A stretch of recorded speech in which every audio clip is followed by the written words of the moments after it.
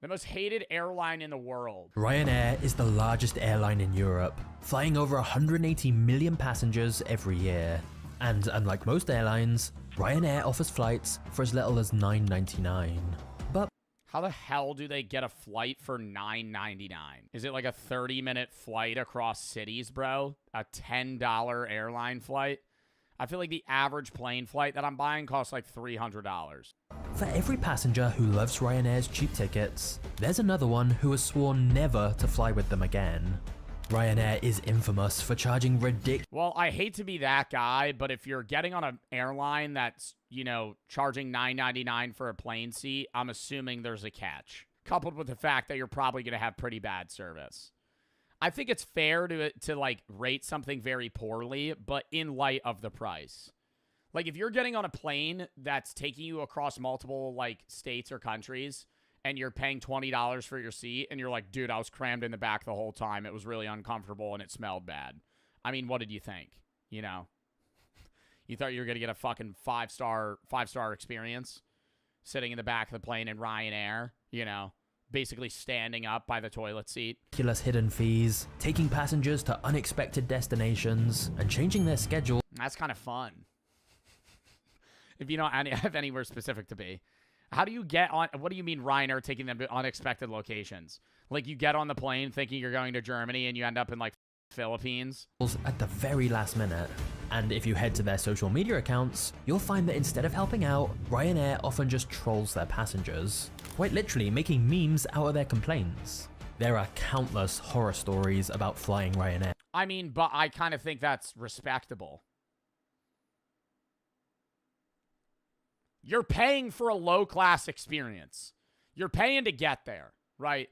I think that's the only thing that needs... If you're paying $15 for a fucking flight, the only thing that should be getting voted on is, did I die and did I make it there? Like, it's different if I'm, like, paying $450 to fly on a fucking American Airlines flight, and then it's a really shitty experience. Like, I could be mad and be like, wow, Ryanair really sucked. But I'd be like, yeah, I paid $30 for my plane seat. But here's where things get weird. Behind the scenes, everything Ryanair does is actually genius. Even with such low prices, they have one of the highest profit margins in the entire airline industry. How? They run the plane on fast food oil. Ryanair's journey from a single plane to Europe's largest airline is fascinating. So how does it make money if their fucking plane seats are $10.99 or $9.99? So strap yourself in, because the story of Ryanair is gonna be a wild ride. Let me explain something to you. I set the rules and you follow them blindly.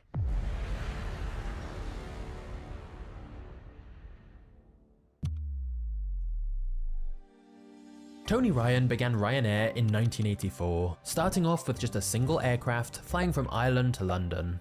However, as they tried to expand and offer more routes, the business started losing more. Ireland to London, isn't that not, that's like an hour flight. Is that long of a plane ride? Ireland to London? I feel like that's very short. That's like puddle jumper plane. More money. So Tony asked his personal assistant, Michael O'Leary, to take a look at the business. And what he found was a mess of unmerciful proportions. Michael's first assessment was that Ryanair should simply shut down, because it was losing millions every year. But Tony said that wasn't... How the hell is a small plane company that's only flying one place to one place losing millions of dollars? I never understand that. I know there's businesses, and there's like benefits for businesses being in the red at times, especially if you have multiple businesses, because you're able to write off stuff and you could be in the red for multiple years before it's a big issue with a like IRS or the government, like because you're able to like offset those costs. But if you're like an airline company or a company in general, and they're like, yeah, we actually lost $85 million this year, and you're a full functioning business on the stock market, and you're like, I understand there's a lot of steps they have to take for like future projections, and so they spend more money than they make, but I'm like, 85 million in the red, 85 million in the red, and we're still up and running. Like, what the fuck? They said they were expanding. That might be why. An option. So Michael's next assessment was that Ryanair needed to completely restructure itself and cut down their costs by whatever means necessary. Tony trusted Michael, so he asked him to help make Ryanair profitable. They agreed a deal where instead of a salary, Michael would get 25% of any profits Ryanair made over $2 million. And what a terrible fucking deal. Not for this guy, for the fucking Tony, dude. You're gonna be like, well, I mean, he did have a failing business, so he had nothing else really to fucking give him. Yeah, I'm gonna give you 25% of my business effectively if you just fucking bring us out of the red. Michael would lead the airline as chief executive. Given that Ryanair was losing millions a year, Tony doubted whether Michael would make any money at all from this deal. However, Michael realized that trying to offer a better service than the more established airlines was not the right option. And so the first thing Michael did was head over to America to check out Southwest Airlines, a company that was charging as little as $10 for some of their flights. Oh my God, no, you know the worst airline I've ever been on? Frontier. It's not Spirit, it's Frontier. Spirit and Frontier are like twins when it comes to that. They're both dog shit. They have the cheapest flights, but they fly like 4 places and their seating's terrible. You also got to think, bro, bright yellow plane. Ugh. Yeah, what a fucking great business idea. Spirit Airlines. Spirit Airlines. We're going to have a fucking plane. We're going to, hey, why don't we paint it the fucking color of a school bus? Study their process and figure out how they were offering fares so cheaply. And he was hugely impressed with what he saw. Michael compared Southwest I feel like it's just add-ons now. You buy a $10 ticket, but then you have to pay to reserve a seat for like $40. Then you pay for a bag for $50. And then you have to pay for food and drinks. Like they kind of just, you know, nickel and dime you the whole way. Every process, from checking the plane before a flight, to boarding the passengers, to the in-flight services, was optimized to increase efficiency and decrease operating costs.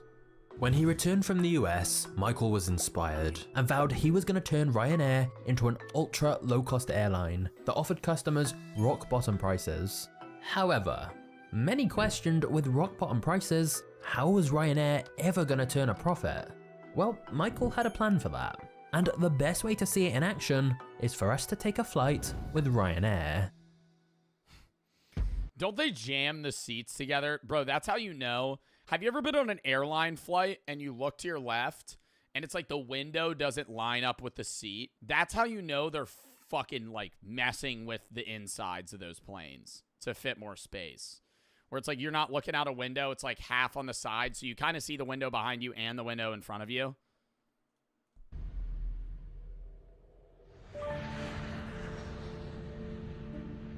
I saw one picture, and I feel like it was a fake image, but it was supposed to be like these new airline seats that they're inventing. Oh my God, is it real? They're stand-up seats where like you're so much closer to the person in front of you. You kind of like half sit. You're in like a crouch position almost. Like you're on a roller coaster. Ooh. I know my ass would be cramping out. Dude, look at this. Who the fuck invented this? And in the American economy, you know, I hate to be that guy. 40% of Americans are overweight or obese, all right? And you're going to try and tell me that, like, anybody over 200 pounds is going to fit. I don't even know if I weigh 178 pounds, but I'm tall, right? I don't even know if I would fit in this fucking seat. Ticket. But you can only buy Ryanair tickets online. That way, the process is streamlined and they cut out travel agencies taking a commission. Ryanair's tickets are especially cheap, but that's because customers are really only paying for a random seat on the plane. If you want to choose a seat so you can sit next to who you're traveling with, that's extra. And if you want to take I literally said that. That's how they fucking get you. Because I always travel with Brooke. I'm like, oh. Wait, and it's not just Ryanair. I'm like, oh, dude, it's only like $100. It's only $100 for this fucking ticket. Oh, but if you want to sit next to somebody, it's $95 per extra. And I'm like, oh. Any luggage other than a backpack, that's extra. What's the most amount you spent on a ticket? Iceland. I think the most I've ever spent on an individual plane ticket was probably like $1,500. No, it wasn't to Iceland. I think it was to the Caribbean. Because it was just, they only have like 3 flights in and out. Traveling to Wyoming was very expensive as well. Because everything goes through Denver. On the ticket itself. Ryanair saves tons of money this way because most governments tax airlines on the airfare, but not the add-ons. Not just that, it means Ryanair are always going to be at the top of price comparison searches, as they're sorted based. Oh, so it's like a loophole with the government too.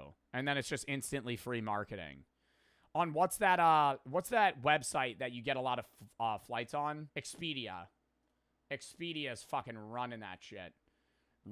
But you're taking 8 planes each way, all different airlines. You're going to be connecting 3 times. It's only $10 to fly all the way across the country, but you're going to connect in fucking 15 different states. Based on ticket price, all on different airlines. Not including the extra hidden costs. Now, when you're booking your tickets, make sure you don't fill in any of your details incorrectly, as Ryanair can sometimes charge over €100 to make any changes. Articles have pointed out that it is cheaper to legally change your name and passport than to change names on Ryanair tickets. When you arrive at the airport, Ryanair saves on staff costs too by not having any check-in desks, and they'll charge a hefty fee to anyone that forgets to check in online. After this, the passengers head to the gate, which might be inconvenient. How do you check in your bag then? Oh, they don't have check-in desks, but they still have bag drop. Airlines less for using certain gates, and Ryanair always takes the cheapest ones.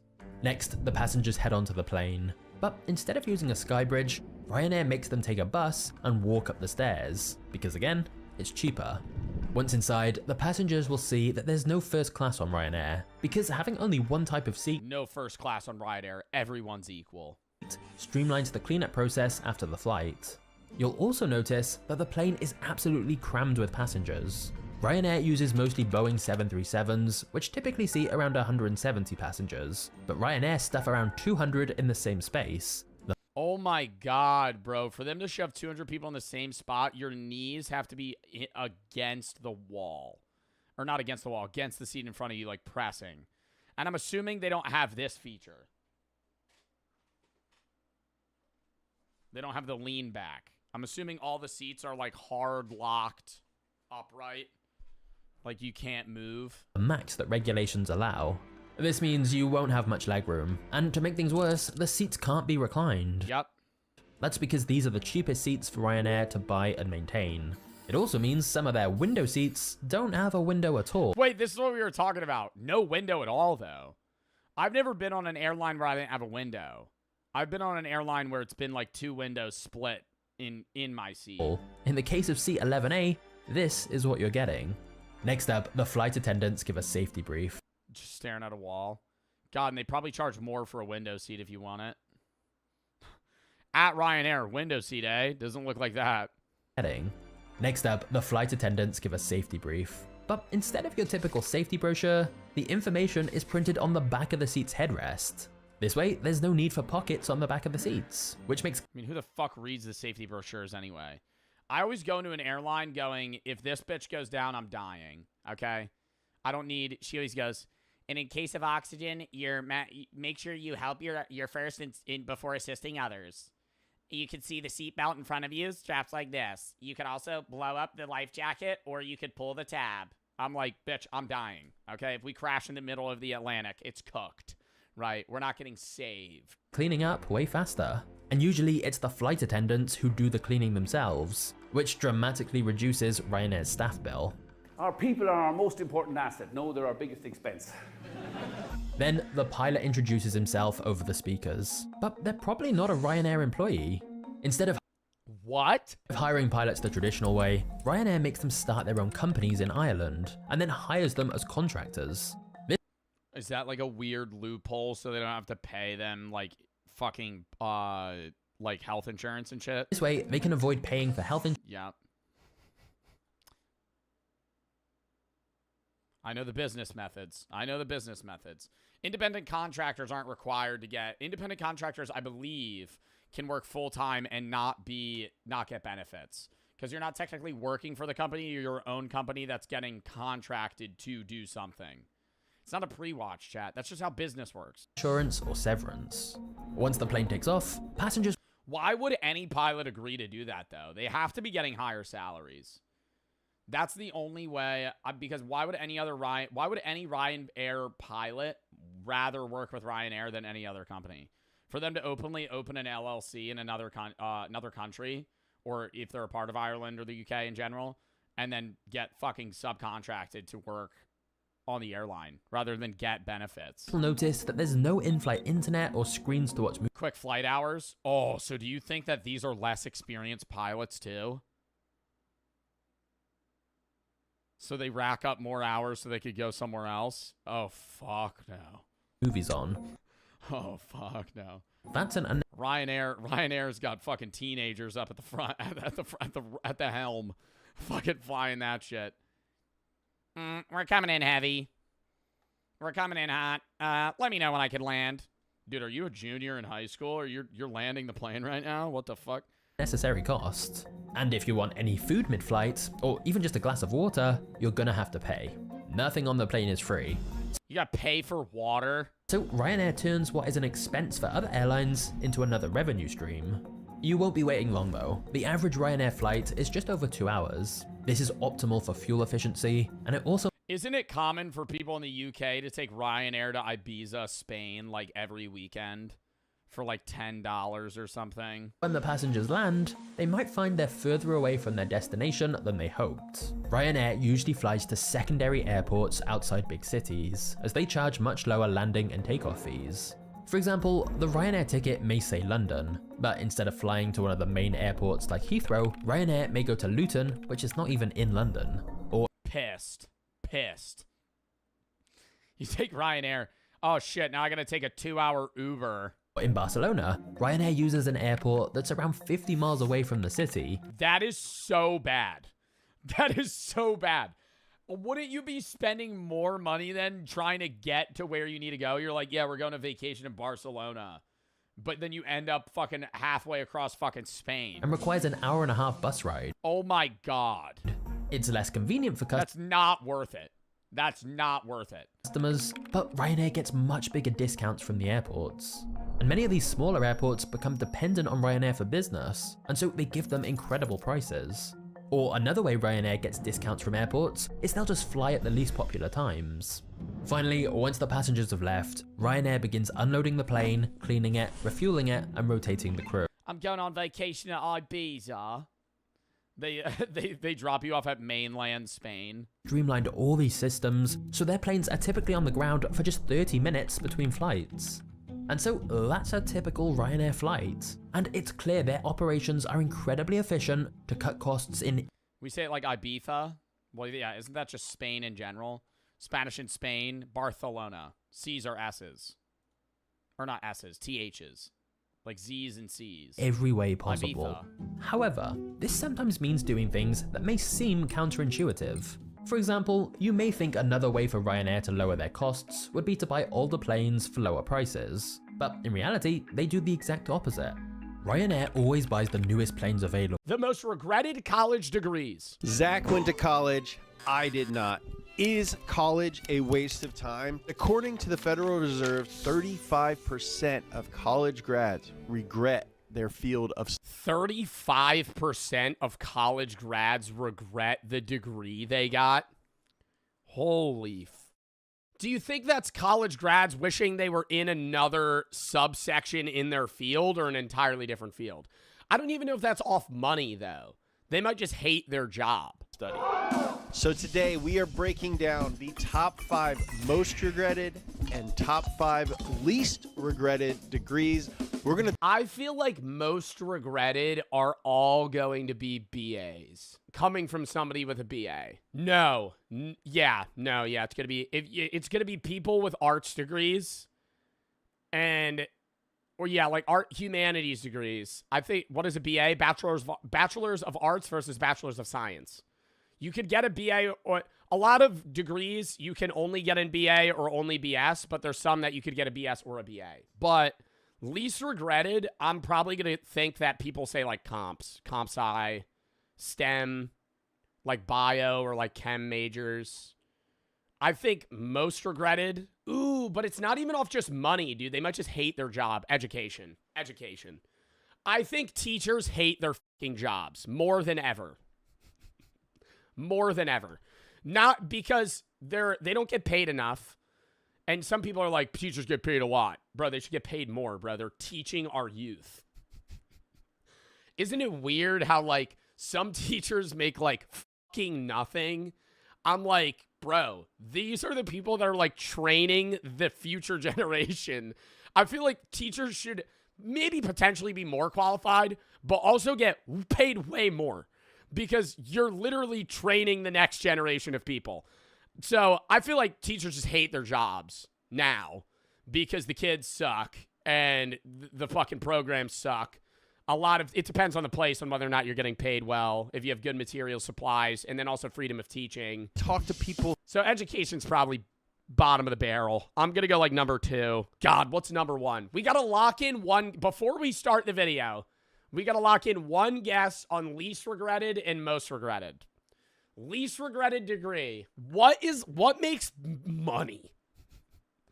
I'm going to go like some sort of shit that's like a doctor path. Ooh, engineering. Yeah. But like generic engineering or like civil engineering. Lawyers? Bro, I would think lawyer would be in most regretted. I'm going to go lawyer. I'm going to go lawyer number 1 most regretted. But bro, lawyers hate their jobs unless they make bag. Why? Because most lawyers make fucking nothing.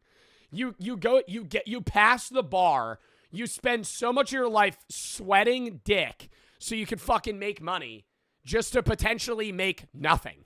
Lawyers, number 1, least regretted, I'll go engineering. Who got these degrees? Accounting? I would say accounting maybe like number 3 on least regretted. Do you regret your degree? And most importantly, we're going to decide whether Zach is an idiot for going to art school. Got it! All right, let's jump right into it, starting with the 5th most regretted college degree / field of study. Oh my God, no, I said that had a chance of being 1. Education. Damn, that's a bummer. No, I don't even think that's a bummer. I'm surprised it's that low. That's so sad. That is a bummer. Yeah, it's the people who take care of our kids, man. My sister got her degree in education, actually. We should call her because she's not a teacher anymore. Do you wish you had studied something other than education? Yes, because Oh my God, an instant yes. I don't really use my bachelor's. What do you think the main thing is? That's a lot. You see it more and more now. So many of my friends have jobs in fields that have nothing to do with their degree. I don't know if that's just like my friend group, but a lot of my friends are in the union, but a lot of them that have degrees just work in random fields that have nothing to... How? Because a lot of the time, jobs want you to have a degree. It doesn't matter what degree it's in. Not, like, obviously, medicine, STEM shit, it does. But if you're working, like... You could reasonably get a marketing job with, like, a fucking accounting degree or, like, a finance degree. Like, you could get in a similar field, but not have the expertise in the major that you had. Do you regret your degree? No. I would have if I went for PT. Exercise science, that's what I was originally going for. And then I swapped to philosophy. Philosophy, not great for getting jobs. But usually you go for, like... You go to grad school with a philosophy degree. Is that So a BA in philosophy is like fucking useless. causes people who got their degrees in education to regret it? Red tape.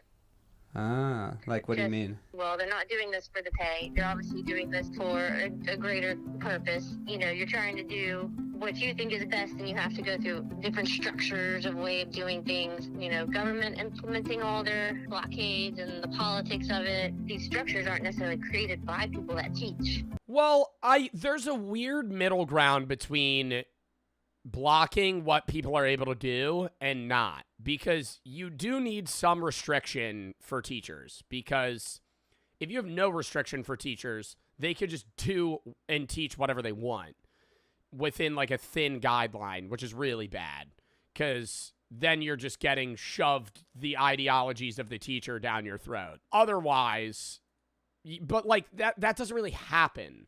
A lot of people say that happens in college. I don't think it does. I think in college, it really depends on the major and the degree you're going for, but they'll share your opinion, but they're not acting like you need it. But in high school, I don't know. What? How? If you had like a really religious or non-religious teacher that wanted to like kind of just weave that into everyday teachings, like that's more the separation in church and state idea. But that's why you have restrictions like that. You don't bring religion into schools, because if you let teachers do whatever they wanted without restrictions, they would start pushing their religious ideologies onto you, right?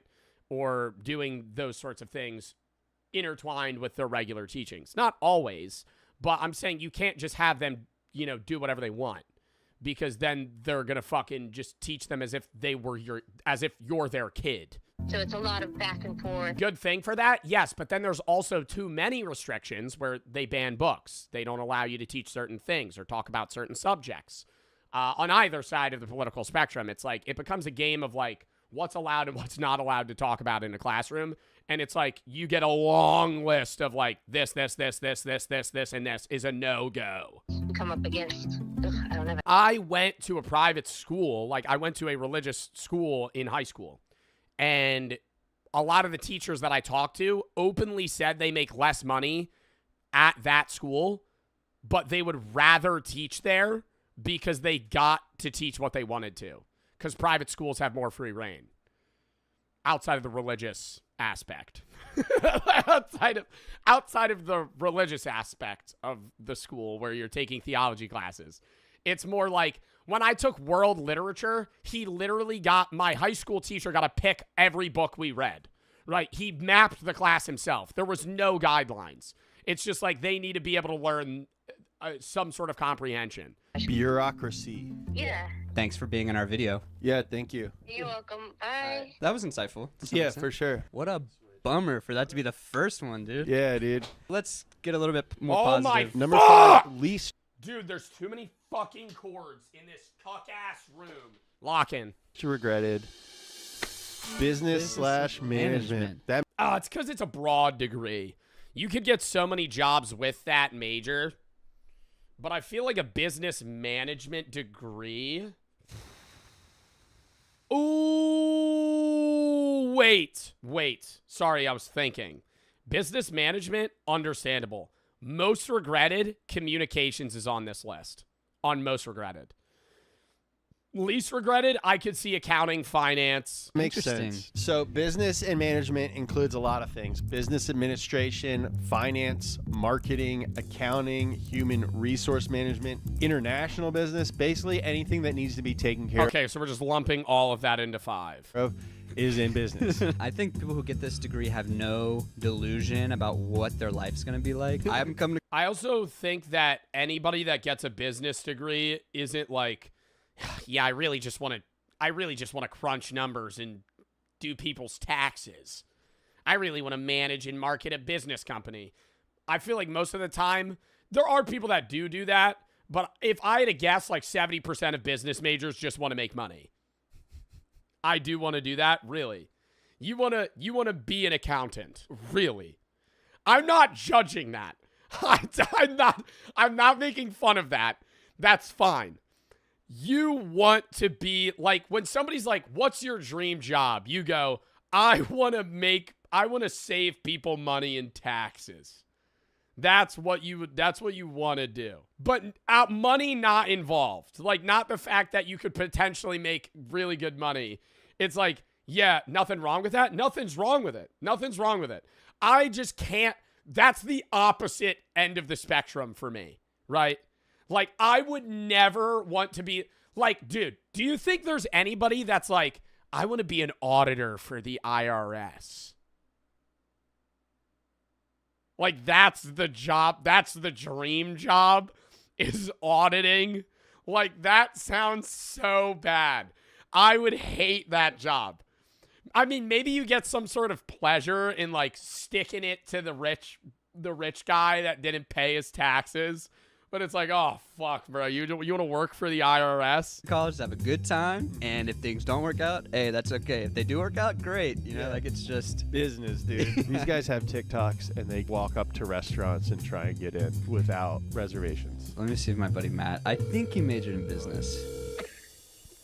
Yo, Matt, Yeah, what up? you majored in business, right? Yeah, I majored in marketing. Hi, I'm James. I fully think, bro, I really don't think marketing degrees are needed for the marketing space, though. And I whenever I have takes on this shit, a lot of like the YouTube commenters, if this becomes a video, Joe's such a fucking idiot. He knows nothing about marketing. I know. I'm just saying this is my personal perspective. You say I'm an idiot. That's fine. Explain why, and I'm fine with that. Right? I'm not saying you're wrong. There are times where I have horrible takes. But I don't think I took a marketing class in college. It was daycare. It was daycare. Everything that I learned in that class was absolute horse shit. And when I was taking the class, one of the main things that people say, and I kind of agree, is why the fuck are you a professor if you're so successful in marketing? I'm sorry.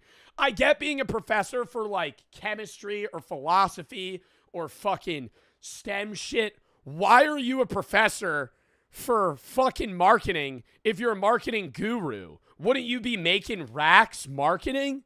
And you're teaching me the fucking tips and tricks? Bro, I feel like I'm getting a fucking PowerPoint rundown made by ChatGPT. I remember the first fucking 3 weeks of class was about like perceived value. Oh my God. It's just basic shit everybody knows. You've seen an ad. You want to make your product seem valuable. You want to have a low production cost with a high value rate. iPhones are like the pinnacle of the marketing world. They cost pennies to make, and they sell for the fucking profit margins that Ferraris do. Like, they're insane, right? They churn shit like Ford cars, but they have the margins of Ferraris. It's like, everybody knows that. Why the fuck? It's not pennies, bro. I know, you dumbass! It's not pennies, bro. Yeah, dude, I'm not actually saying they cost pennies. I'm saying they're cheap. Oh, fucking hell, bro. It's the number 5, like, people are most happy that they... But that's what I'm saying. Like, when I took marketing, granted, it was the first class. And I know it's going to go much more in depth after that. But, like, I fully believe experience outweighs, what word am I looking for? Oh, like requirements. Like, if you have a degree in marketing and you go to apply for a job versus a guy that has proven success in marketing and social media, who are they going to hire? The fucking guy that's proven his success, not some dude that just got a 4-year degree for marketing. Like, that's why when you go to business in general, do the internships. Because that's how you get in. That's how you get the experience, because the experience with the degree is always going to beat experience. But if you just have the degree, you're not going to get a fucking job at a high-tier place because they want a guy that knows what he's doing. Majored in it. Really? Yeah, do you regret your degree? Are you happy that you got your degree? Here, one second. Can I also just do a coffee real quick? Or pour over? Just give me 1 second to finish paying real quick. Yeah. You can tell this guy's got the goods. Yeah. So doing a second transaction, right? Yeah. Perfect. Let's just do that. That's all. Okay. Thank you. I was basically like highly recommended by my parents that I need to get a business degree, but I would have got a degree in like engineering or science in some capacity because I actually enjoyed that. Yeah. Like if you got a degree in like finance or accounting, I think that'd be helpful. Like I got a degree in marketing. I think that's like an absolute joke. I don't think it actually. Oh, weird. Weird. I was just doing a rambling about how marketing degree is a fucking piece of shit. What the fuck? I think you learn valuable shit. But like, bro, all smart marketing guys that I watch speak know their shit from the jobs they've held versus the degree they had. Like, you could get a genius. Throw it in sub only! Please! Holy shit! Why are people spamming that, bro? Stop that poll, mods. I'm sorry, bro. I really want to lock in today. I'm really excited about the videos we're watching. Please stop trolling, mods. I'm genuine. I'm actually asking you. I'm not faking the rage right now. I want to lock in. I look over at my chat. Nobody's typing shit that has to do with it. Please. Please, chat. It's in sub only. Shut the fuck up. Oh my. Are we ready? Like helps with anything, but like I'm happy I guess that I have it. It's the 5th least regretted. Like, why do you think that is? I would say that people are probably happy with it because it like everybody ends up going and working in business no matter what your profession is. But dude, Yeah, it's more you need the degree to get in the door versus actually the expertise. It's just the fact that you need a business degree. thanks for answering our questions, dude. I'll see you tonight. Yeah, I'll see you tonight. All right, later. Should I not tell Lindsay? See ya tonight. Okay, that was hilarious. He's like, I don't regret it at all. Huge waste of time. Yeah. But he did make a good point there at the end where like everything is business. Yeah, I think no matter what you do in your life, you'd be like, oh, well, I used that thing I learned from business school. Like, there will be something. Yeah. You won't feel like it was. Yeah, I'm not saying that you're not getting any value out of a marketing. I think business degrees in general have value. I think going to school for general business is weird because you should still just pick some sort of alleyway down the line. Like getting a general business degree versus some form of expertise in a specific field, like finance, accounting, marketing, international business, like that's better. It's a total waste. Also, we got to see a little peek of the degree in use when he solved that coffee problem. Yeah, so doing a second transaction, right? Let's just make 2 transactions. That's management. Let's make 2 transactions. Yeah, your fucking business marketing degree is really going to come in handy when you're at the checkout line at Starbucks. That's business. Now back to the sad list. The number 4 most regretted college degree / field of study is... Bro, those are literally the 2. Oh my God. No, I thought law would be number 1. What are the other 2 or other 3? Law, I fully get people hating because the success rates. Law is also so stressful. Passing the bar exam. Law. Really? Chat, it's not pre-watched. Those are the 2 most really. Those are the most obvious degrees. Art? What do you mean art? Can you just get a degree in art? I feel like it has to be more specific than that. There's no way you can just get a BA in art. You would have to have like art with a specification in painting or sculpture. Law. Really? Interesting. Fine arts? Yeah, but a fine arts degree is different. Like you could get a fine arts degree in ballet, but you're not just getting art. That is interesting. I bet it's for depressing reasons. It's easier to convince yourself that you could be a lawyer than you could be a doctor. Like, there's no part of me. No! I think it would be, okay. I think it would be harder to be a lawyer than a GP. But I think being a surgeon is a hell of a lot harder.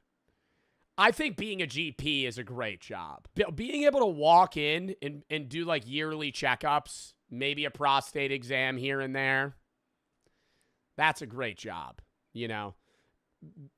You just walk in, do the same shit every day. You get paid like $150K more, maybe, depending on how far you into your fucking career. And then you leave. What's a GP? General practitioner.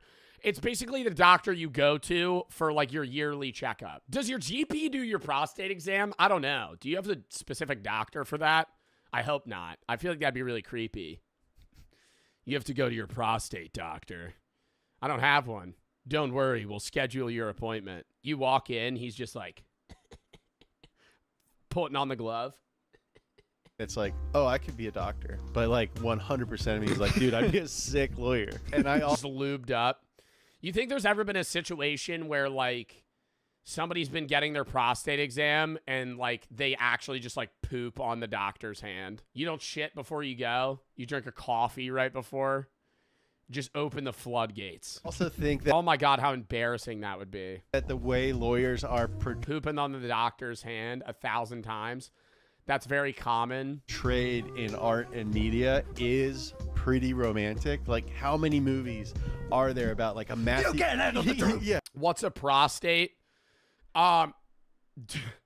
This is gonna sound really fucking stupid. Women don't have prostates, right? Okay, good. I was right. Men have prostates. It's like prostate cancer is also very common. Like if you live to 80, you're probably going to have prostate cancer. Most of the time, like my grandfather died with prostate cancer, not of prostate cancer. He had prostate cancer for like 10 years. It does kill people, but a lot of time it's like slow growing.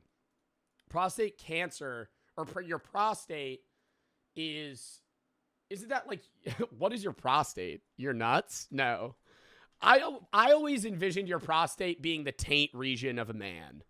What is your prostate? Damn, so do women not have to get prostate exams? The prostate is a small walnut-sized gland located in the male reproductive system, just below the bladder in front of the rectum. Oh, but women have to get the clamps. Oh, yeah.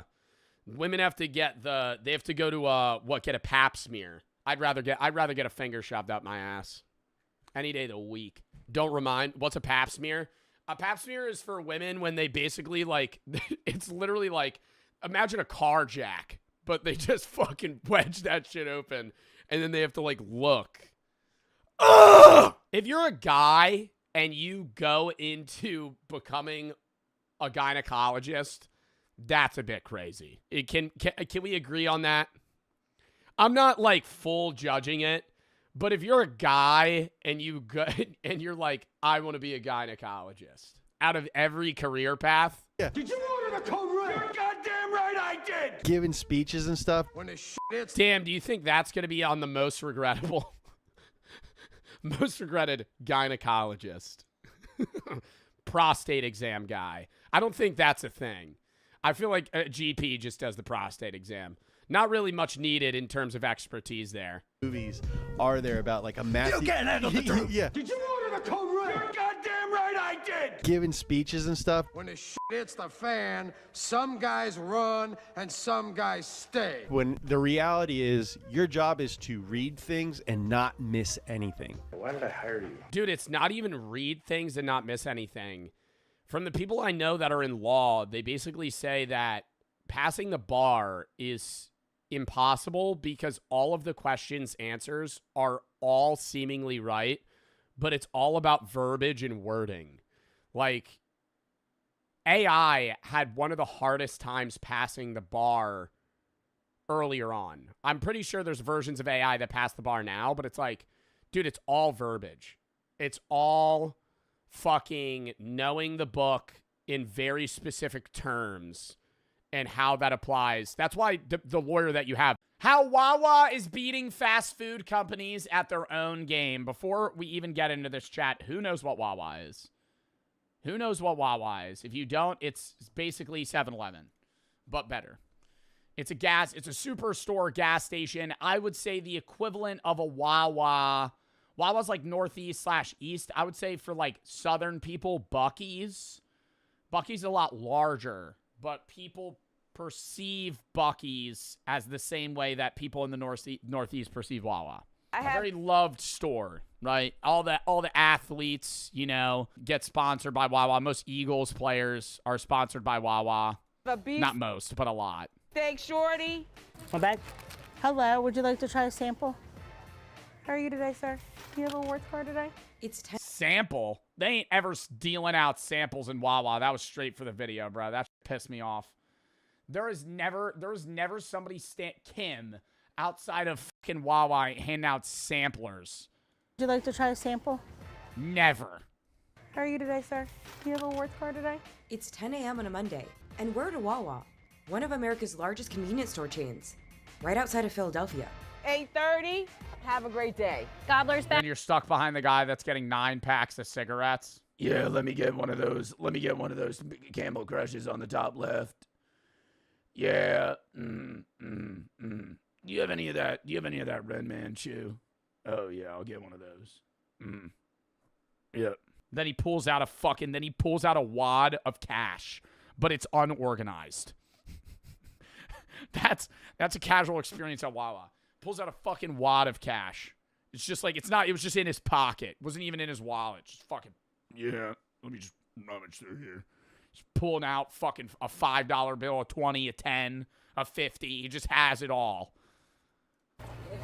Today's the first day of the Gobbler.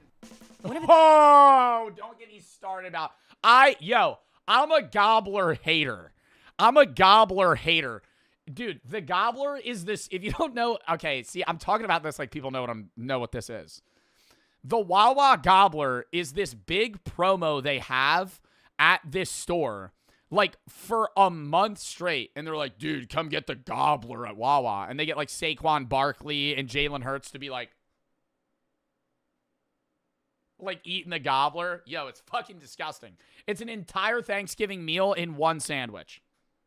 It's limited time offers inspired by Thanksgiving. Food has helped Wawa build a Yuck! Yuck! fiercely loyal fan base, what some call a cult-like. Now that's a little extreme. Getting a Wawa tattoo? Oh, no. I love Wawa. I don't even get gas. I get food. I love their products. That is a lot of people. They're phasing those out, but they used to have, like, it used to be like a 7-Eleven where you could just get food, but now most Wawas are also gas stations. Patrick Welsh, Wawa customer. Their sandwiches, their coffee. I love their sandwiches. They even have some cool selections for drinks. It's really just a great old time. Any cult following starts with each customer, each visit, each transaction. Hey, Chris Geisens. He spoke at my high school. Turning in it. Hey, Chris Geisens. Rock on. CEO of Wawa. To something more than it should be. We have 5 minutes with our customers. Make it the best 5 minutes of their day. Have a nice day. Expansion has been rapid. Revenue has more than doubled. And it's Ooh, a little stagnated here. Uh-oh. That worries me. Wawa. Wawa. Wawa, what the fuck? And it's We need to be on the up and up. We got to spread worldwide. We're making a monopoly here, Wawa. What are we fucking doing? We're at 18.9 billion, 18.8. That's bad. revenue has more than doubled. And its workforce has grown by nearly 90% over the past decade. But competition is fierce. Yeah, half of those people are New Jersey gas attendants. But competition is fierce. Convenience store chains are perfecting food. And fast food chains are expanding options and offering value deals and more customization. You're going to see... Dude, the order screen at Wawa is like the perfect UI. Chat, you have never... If you're ever in a state that has a Wawa, go there. It's not going to be some mind-boggling experience. I'm not going to sit here and say, like, your life's going to change, you know? But if you go to a Wawa, you're going to leave that and be like, wow, that would be, like, really nice to have. You know, open 24/7, they always have, like, a bunch of meal options. It's like a million fast food places in one. You could get salads, hoagies, sandwiches, soup, mac and cheese, hot dogs, milkshakes, smoothies, re-energy fucking, like, juices. It's like, dude, it's fucking espresso, cold brew. You can fucking get anything at a fucking Wawa. Whole pizza, you get at fucking Wawa, you know? Lotto tickets, Zins. Maybe heroin in the back, but they're not associated. It'd be another guy. Gamer Sups. Try it. Code BART. 10% off. Free shipping. Free sample pack at checkout. You could get cups. Powdered tubs. Or cans. Link in description. Bye. Continued expansion of high-quality food service in the convenience industry. And if anything, the quick service restaurants better watch out, because if you can get better food faster at a gas station, that kind of changes everything. But with an estimated $18.8 billion in annual revenue and nearly 1,200 stores, Wawa is holding its own against public players like 7-Eleven and Casey's. Yo, fuck Casey's! Yo, fuck Casey's for the motherfucker! Yo! Earlier before this stream started, or earlier before this video started, some motherfucker in my chat was like, oh, Casey's is better than all of them. Yo, 2,800 stores, 15.9 billion in revenue. 1,100 stores, 18.8 billion in revenue.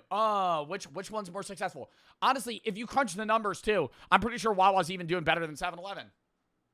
Per Wawa is making more money. How many stores do you have? 0. So can it keep up the momentum? What a fucking awkward intro.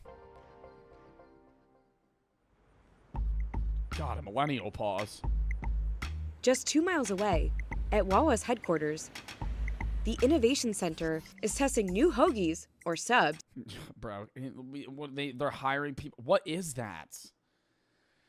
See, no, that's something I'm going to complain about, is I love their options, but they also have a lot of fucking weird shit that no one orders. Like, Because they just have a million. Okay, so they have fucking 300 ingredients, and they go, we're just gonna make 85 different things that have these ingredients in them. So then they just hire people to like come up with these weird ideas. Stop having that shit. Just have everything be custom and let me put it on it. Stop. This is something I'm gonna complain about. They came out with this panini sandwich. It's a panini with turkey, cheese, garlic sauce, honey hot sauce, and mac and cheese. It's amazing, okay? I have a few things I would like to change, all right? I'm going to order it, but I have a few things I'd like to change. When I go to custom panini, I'm not allowed to add the mac and cheese on the custom panini, and that pisses me off. That fucking grinds my gears, okay? See, so now, hey, Chris Geisens, if you're watching this fucking video, hey, pal, maybe change that. Maybe make it so I can put mac and cheese on my fucking panini without having to order the fucking specialty sandwich that they fucking want me to order. Sauces, coffees, and smoothies. So this is... Yeah, I got 98 fucking flavors of smoothies, dude. Back around the I got samples. dragon fruit. Some shit you've never even heard of. You've heard of dragon fruit. They have other weird shit. We send back out several concepts to our Wingmates panel. Aside from the dozens of fresh... Oh my God, right there, dude. That's like heaven. Yo, you click one, it expands to like 9 different options, and you can just be tapping that shit. Be like, just searching that shit. It's amazing. Aside from the dozens of fresh food and beverage options available to customers in-store, Wawa offers 15 limited-time items every year. The Gobbler, around Thanksgiving... Nobody fucking eats the Gobbler, bro.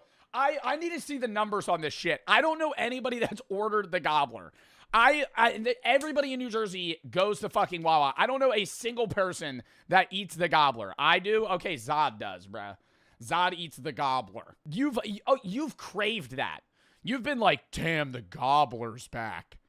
A sandwich with mashed potatoes, turkey, gravy, and cranberry sauce. Oh, it's dripping too. Year. The Gobbler, around Thanksgiving, Yuck. is its most popular. Coffee is a big deal. There are... What's another fucking specialty sandwich that Wawa has seasonally that's popular? They have Hoagie Fest. And Hoagie Fest is like the fucking... Dude, when I see Hoagie Fest, all of the sandwiches, I'm pretty sure, are the same fucking price. So if you get a 6-inch or a 12-inch, they're the same price.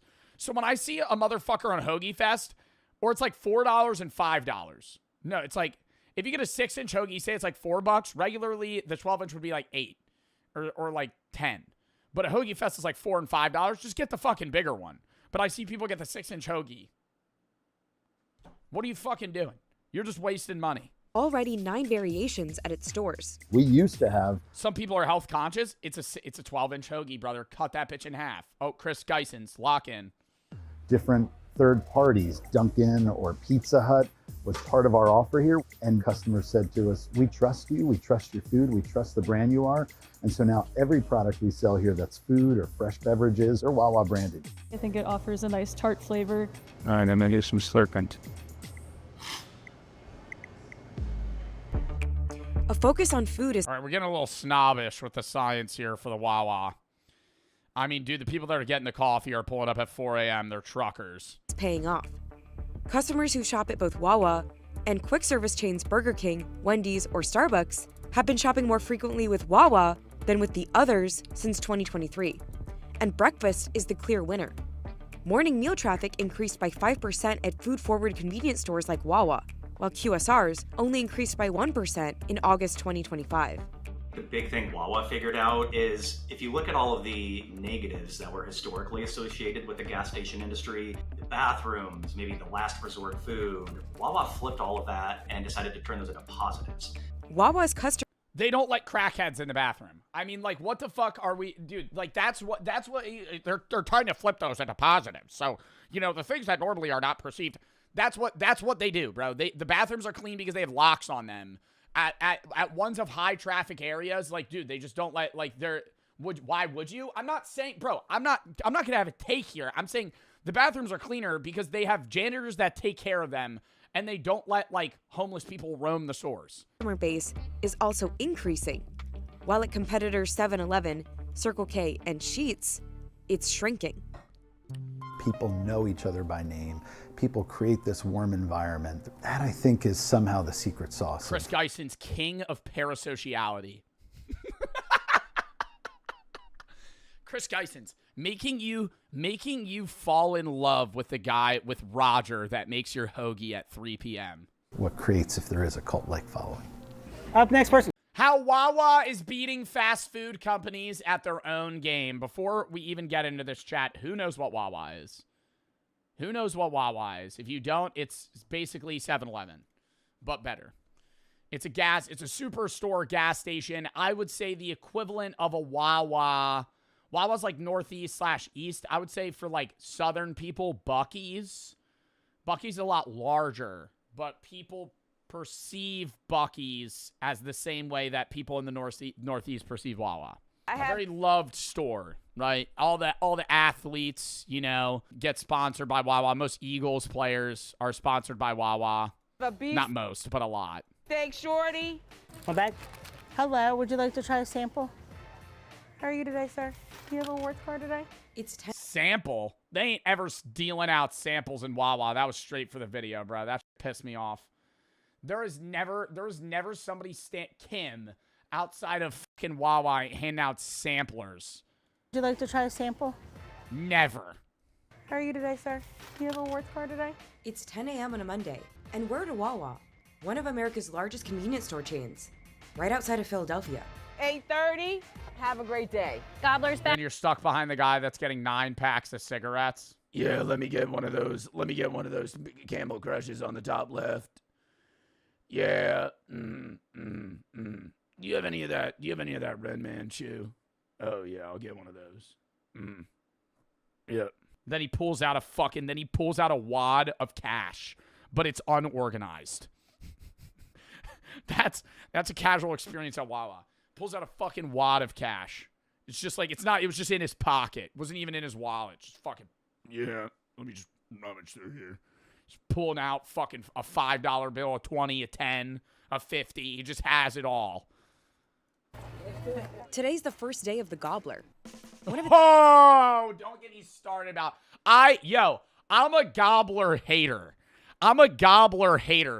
Dude, the Gobbler is this... If you don't know... Okay, see, I'm talking about this like people know what this is.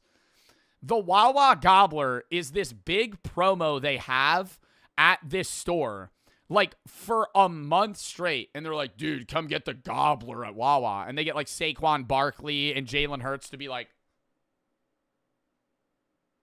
eating the Gobbler. Yo, it's fucking disgusting. It's an entire Thanksgiving meal in one sandwich. It's limited time offers inspired by Thanksgiving. Food has helped Wawa build a yuck fiercely loyal fan base, what some call a cult-like. Now that's a little extreme. Getting a Wawa tattoo? Oh no. I love Wawa. I don't even get gas. I get food. I love their products. That is a lot of people. They're phasing those out, but they used to have it used to be like a 7-Eleven where you could just get food, but now most Wawas are also gas stations. Patrick Welsh, Wawa customer. Their sandwiches, their coffee. I love their sandwiches. They even have some cool selections for drinks. It's really just a great old time. Any cult following starts with each customer, each visit, each transaction. Hey, Chris Geisons. He spoke at my high school. Turning in it. Hey, Chris Geisons. Rock on. CEO of Wawa. To something more than it should be. We have 5 minutes with our customers. Make it the best 5 minutes of their day. Have a nice day. Expansion has been rapid. Revenue has more than doubled. And it's a little stagnated here. Uh-oh. That worries me. Wawa, what the fuck? And it's we need to be on the up and up. We got to spread worldwide. We're making a monopoly here, Wawa. What are we fucking doing? We're at 18.9 billion, 18.8. That's bad. Revenue has more than doubled, and its workforce has grown by nearly 90% over the past decade.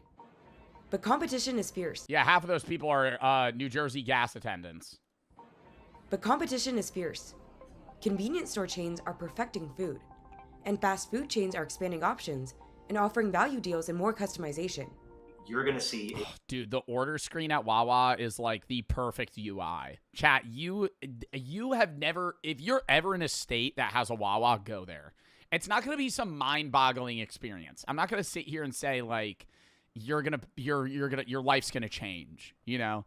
But if you go to a Wawa, you're going to leave that and be like, wow, that would be like really nice to have. You know, open 24/7, they always have like a bunch of meal options. It's like a million fast food places in one. You could get salads, hoagies, sandwiches, soup, mac and cheese, hot dogs, milkshakes, smoothies, re-energy fucking like juices. It's like, dude, it's fucking espresso, cold brew. You can fucking get anything at a fucking Wawa. Whole pizza, you get a fucking Wawa, you know? Lotto tickets, Zins, maybe heroin in the back, but they're not associated. It'd be another guy. Gamer Sups. Try it. Code BART. 10% off. Free shipping. Free sample pack at checkout. You could get cups. Powdered tubs. Or cans. Link in description. Bye. Continued expansion of high quality food service in the convenience industry. And if anything, the quick service restaurants better watch out, because if you can get better food faster at a gas station, that kind of changes everything. But with an estimated $18.8 billion in annual revenue and nearly 1,200 stores, Wawa is holding its own against public players like 7-Eleven and Casey's. Yo, fuck Casey's! Yo, fuck Casey's for the motherfucker! Yo! Earlier before this stream started, or earlier before this video started, some motherfucker in my chat was like, oh, Casey's is better than all of them. Yo, 2,800 stores, $15.9 billion in revenue. 1,100 stores, $18.8 billion in revenue. Which one's more successful? Honestly, if you crunch the numbers too, I'm pretty sure Wawa's even doing better than 7-Eleven.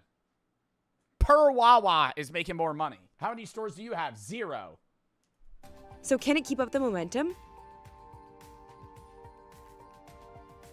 What a fucking awkward intro.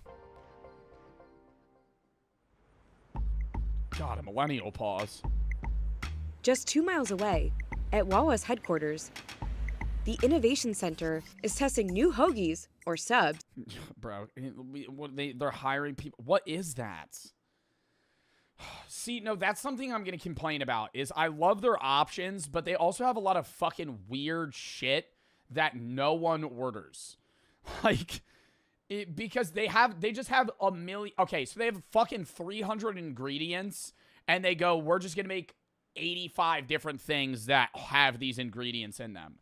So then they just hire people to like come up with these weird ideas. Stop having that shit. Just have everything be custom and let me put it on it. So this is something I'm going to complain about.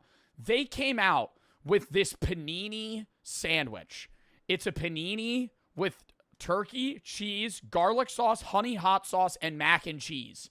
It's amazing, okay? I have a few things I would like to change, all right? I'm going to order it, but I have a few things I'd like to change. When I go to custom panini, I'm not allowed to add the mac and cheese on the custom panini, and that pisses me off. That fucking grinds my gears, okay? See, so now, hey, Chris Geisens, if you're watching this fucking video, hey, pal, maybe change that. Maybe make it so I can put mac and cheese on my fucking panini without having to order the fucking specialty sandwich that they fucking want me to order. Sauces, coffees, and smoothies. So this is... Yeah, I got 98 fucking flavors of smoothies, dude. Second round of I samples? got dragon fruit. Some shit you've never even heard of. You've heard of dragon fruit. They have other weird shit. We send back out several concepts to our Wingmates panel. Aside from the dozens of fresh... Oh my god, right there, dude. That's like heaven. Yo, you click one, it expands to like 9 different options, and you can just be tapping that shit. You're like, just searching that shit. It's amazing. Aside from the dozens of fresh food and beverage options available to customers in store, Wawa offers 15 limited time items every year. The Gobbler, around Thanksgiving. Nobody fucking eats the Gobbler, bro. I need to see the numbers on this shit. I don't know anybody that's ordered the Gobbler. Everybody in New Jersey goes to fucking Wawa. I don't know a single person that eats the gobbler. I do. Okay, Zod does, bruh. Zod eats the gobbler. You've craved that. You've been like, damn, the gobbler's back. A sandwich with mashed potatoes, turkey, gravy, and cranberry sauce. Oh, it's dripping too. Per year, the gobbler, around Thanksgiving, Yuck. is its most popular. Coffee is a big deal. There are What's another fucking specialty sandwich that Wawa has seasonally that's popular? They have Hoagie Fest. And Hoagie Fest is like the fucking... Dude, when I see Hoagie Fest, all of the sandwiches, I'm pretty sure, are the same fucking price. So if you get a 6-inch or a 12-inch, they're the same price. So when I see a motherfucker on Hoagie Fest, or it's like $4 when the director uses real bullets. This is Alexei Kravchenko. He's 14 years old, and he's also not an actor. This is his first time on a film set. And this is not CGI. These are real bullets that are flying above his head. And these are real explosions that they're running from. And this is not a film set. How the f did they get permission to make this movie? They got this kid to agree to this? What are they doing? One take? Hey, make sure you actually don't stand up, by the way. You actually will die. I think I was going to watch... What's the name of this movie? Because I remember seeing this kid. This is a World War II movie. I feel like I was going to watch this. This is definitely on my watch list. With real deadly parasites. This is a film unlike anything you've ever seen. Spielberg reportedly screened it before the making of Schindler's List, and Tarantino described it as the greatest World War II movie ever made. And what's even more insane is the story of how they made it. Very few people wanted this film to exist. It took nearly a decade and a very, very specific moment in history. This is Come and See. Wait, it took a decade to make the film? Chapter 1: The Brutality of War. Belarus, it's 1943. This innocent boy has just found something that will change his life forever. His name is Floria, and he's just dug up a weapon from a dead soldier. Little does he know, he's about to witness some of the most horrific things ever done to humanity. Oh my god, I thought he was gonna like accidentally shoot his friend. Holy f things ever done just holding the gun so casually to humanity. We follow him as he goes from extremely eager to join the war to being harshly affected by it, and finally having the strong will to end it. The film then builds to a systematic massacre of an entire village. Civilians are herded into a barn based off actual accounts. The doors are barred and the building is set on fire. And quite famously, the film includes these direct shots into the actor's face, where there's no escape from their misery. But Come and See is not like other war films. We don't follow a superheroic soldier or see any of the famous battles. Instead, you're following a regular ass kid that lived through that time. The film takes place within villages and families and children. And the film does not revolve around heroics, but the idea of human suffering and what war does to innocent people. It is equally horrifying every single time you see it. Yet at the same time, it's such a cinematic masterpiece. Everything in this movie brings you to full immersion in a way that modern cinema hasn't been able to quite replicate. And the story of how they made the film is just as interesting, if not more interesting, as the film itself. Chapter 2. It's weird that it's a horror war film. I feel like this movie would make you cry. And I love a movie that can do that. I think those are not the best films, because like in my top 5 movies, none of them would be sad films. But I think a movie that can make you cry is probably the best film. That one of the best films you'll see. If like mid-film you're like actually bawling, like they genuinely moved you. Because for you to cry in a film, you have to actually believe the reality of it. And yes, this is based off actual accounts, so it's not really necessarily a documentary, but it's like taking off real world actions and things that occurred. But like when they rope you into a film to the point where you're so engrossed into them and the character that you cry when bad things happen, my God, that's cinematic master. That's the meme. Cinema.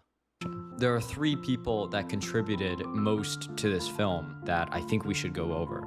First, let's discuss Elem Klimov, the director of the film. He was born in 1933 in Stalingrad, in what was then the Soviet Union. From an early age, he would experience the horrors of war, which he would use later in Come and See. During one of the city's most devastating battles, he, his mother, and his baby brother were forced to flee via raft through a burning river into the mountains.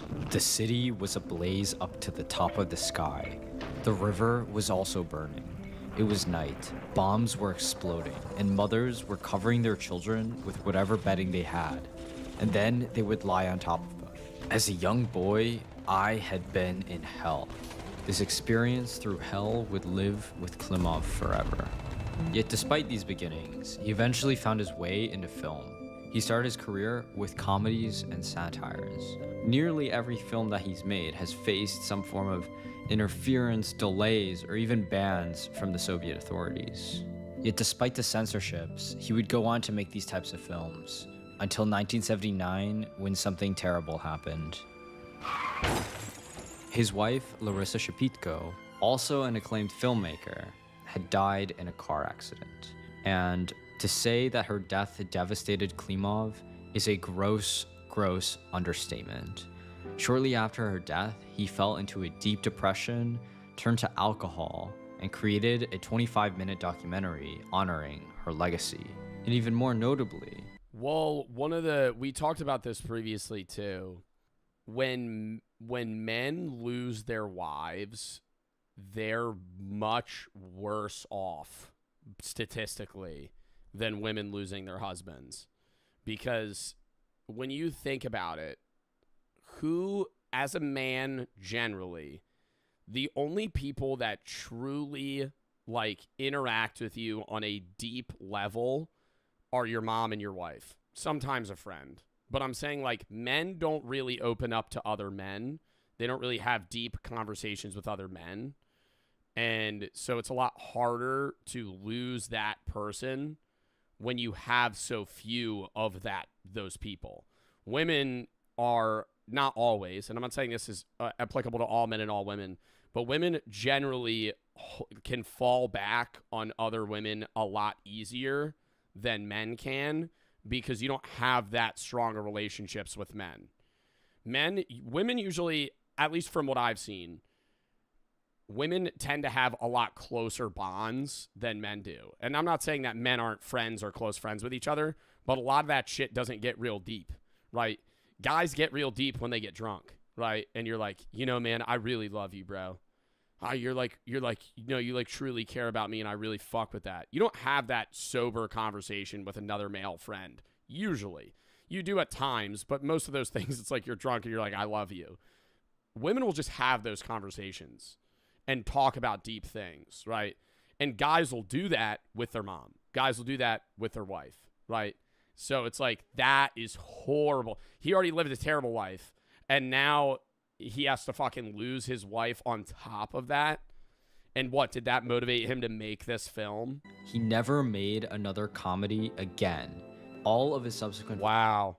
That's got to be that really hurt him then. Because I feel like people use comedy a lot of the time to get out of shitty situations and perceive shitty things in a better light. Like, a lot of the time you use jokes and comedy about fucked up things that happen to you because it makes you feel better about them. Yeah, it's a coping mechanism, making things funny. That's why, not all comedians, but, the people that you would deem as most funny in your life, a lot of the time went through shit.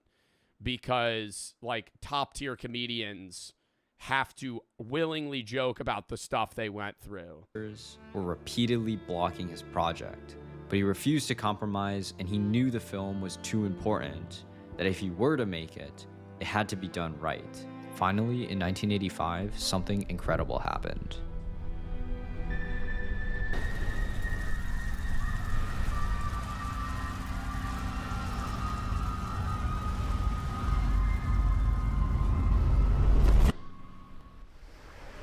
This is Hatyn. It is a bone-chilling recount of the Hatyn massacre, a massacre in which the Nazis locked an entire village into a barn and then set the barn on fire, with half of the inhabitants being children. The occupation of Belarus was one of the most because long term they waste the least amount of fuel, which is one of the largest expenses for an airline. Ooh, so they do have the best planes though. In fact, Ryanair is notorious for making... I'm Googling Ryanair pilot salary. £55,000 to £120,000. 120,000 or more for a captain. Dude, I feel like 55,000 pounds is pretty low for like a seasoned pilot now. How much do American airline pilots make? Starting salaries is 100K, but they can become senior captains, earn over 450,000 a year. Yeah, so it's definitely less experienced pilots, or at least working for less, even though pounds are worth more than dollars. Massive orders of only Boeing 737s. By buying a single model in pounds, that's a lot. In dollars, bro, it's like 1.2. It's not that much more. Bulk, they can negotiate a lower average price per plane, and then streamline their whole operation further. Because by only using one kind of plane, it means they only have to buy one kind of seat and one kind of fuel. They only have to train one kind of crew on one kind of process. These ultra-efficient strategies are why Ryanair can charge less than €30 for their average flight, and still clear an outrageous profit margin of around 35% sometimes, whilst most European airlines are lucky to reach 6%, and the global average was barely 2.7%. Wait, what? So Ryanair's fucking got the method down with the cheapest method possible. They make the most. Well, they might not make the most, but they profit margin the most. Was barely 2.7%. Everybody looks at Ryanair and they're all looking at it. There's one secret. There's, they bought planes cheaply, or they just treat people badly, or they do. Every single line of our operation is smarter, lower cost, or more efficient than almost every other line. Some other airlines have now copied some of these strategies after seeing how well they worked, but very few airlines take things as far as Ryanair. However, whilst these ruthless cost-cutting strategies might be brilliant in a business sense, they have made Ryanair one of the most hated airlines in the world. But that doesn't matter. It literally does not matter. It matters if you're a luxurious brand. If you're the cheapest brand in a marketplace, in a market space rather, it does not matter how bad the customers hate you. If your prices are low enough, they'll still fly with you. Or they'll still buy from you. Like, they could despise you to a T, but if you are undercutting the competition so heavily, they just have to buy you. And Ryanair's response to this is far from... We don't give a fuck. Ordinary. Before we get to the next chapter, it's time to answer a question I get a lot. This is an ad.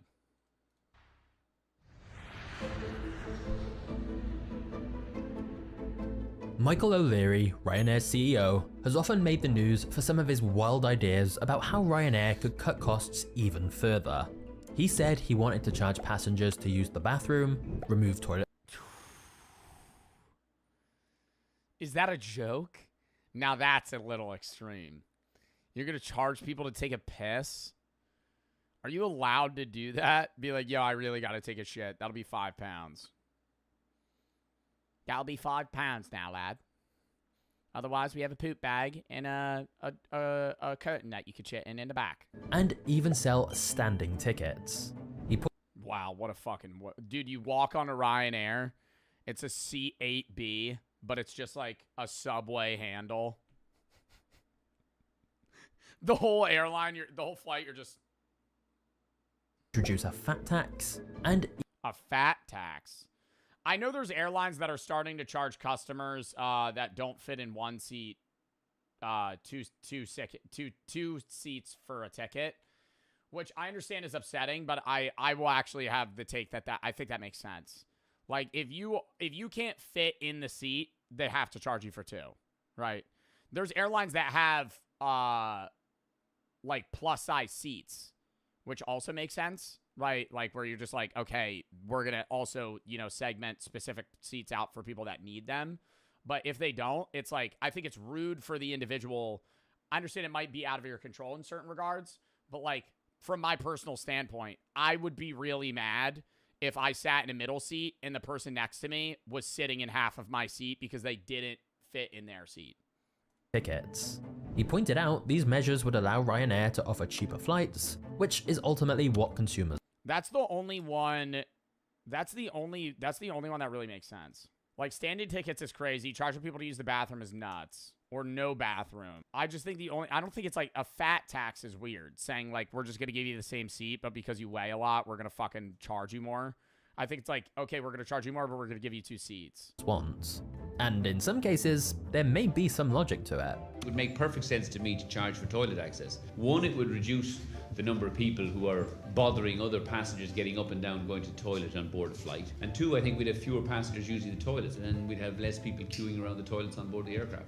None of these ideas have actually happened though, and Michael later said he'd often just say things they had no intention of actually doing to help generate free marketing.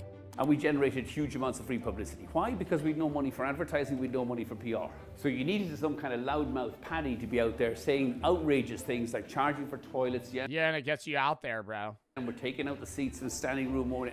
None of which we actually planned to do, but it generated acres and acres of free publicity. Ryanair saved. It's also like they know they're going to keep the same business model. So from a social media perspective, if they're getting shit on, and some dude's like, I paid £20 for this flight and it's a fucking piece of shit. And Ryanair's like, I'm so sorry you had a bad experience, sir. Would you like a free flight voucher? Like, that's going to make you hate them, even though they're helping that one person, because it's like, you're still you still have shit seats, right? You're not changing anything. You're just being like, oh, I'm sorry you felt that way. Versus them being like, go fist yourself. Don't fucking take our flight then. Now people are going to be like, okay, well. A fortune on marketing by simply having Michael do interviews and say outlandish things to get headlines, which always led to more people checking out Ryanair's website and buying tickets. For example, when he was questioned why passengers are charged €20 just to print their boarding passes at the airport, Michael replied, well, I think they should pay €60 for being so stupid. He also said, if drink sales are falling off, we get the pilots to engineer a bit of turbulence. That usually spikes drink sales. Another way Michael helped Ryanair get free marketing was with creative promotions designed to get maximum. They start charging for the bathroom and then they purposefully do turbulence so you have to pee more. So one of our first best ones was we did this Valentine's Day promotion, which was 69 for 2. However, oh, but what if I die on the airline? Death tax. We're going to charge your family €100 to take your body off the plane. Not everyone sees the funny side. You'll find plenty of Ryanair horror stories and tens of thousands of— But I couldn't get enough oxygen.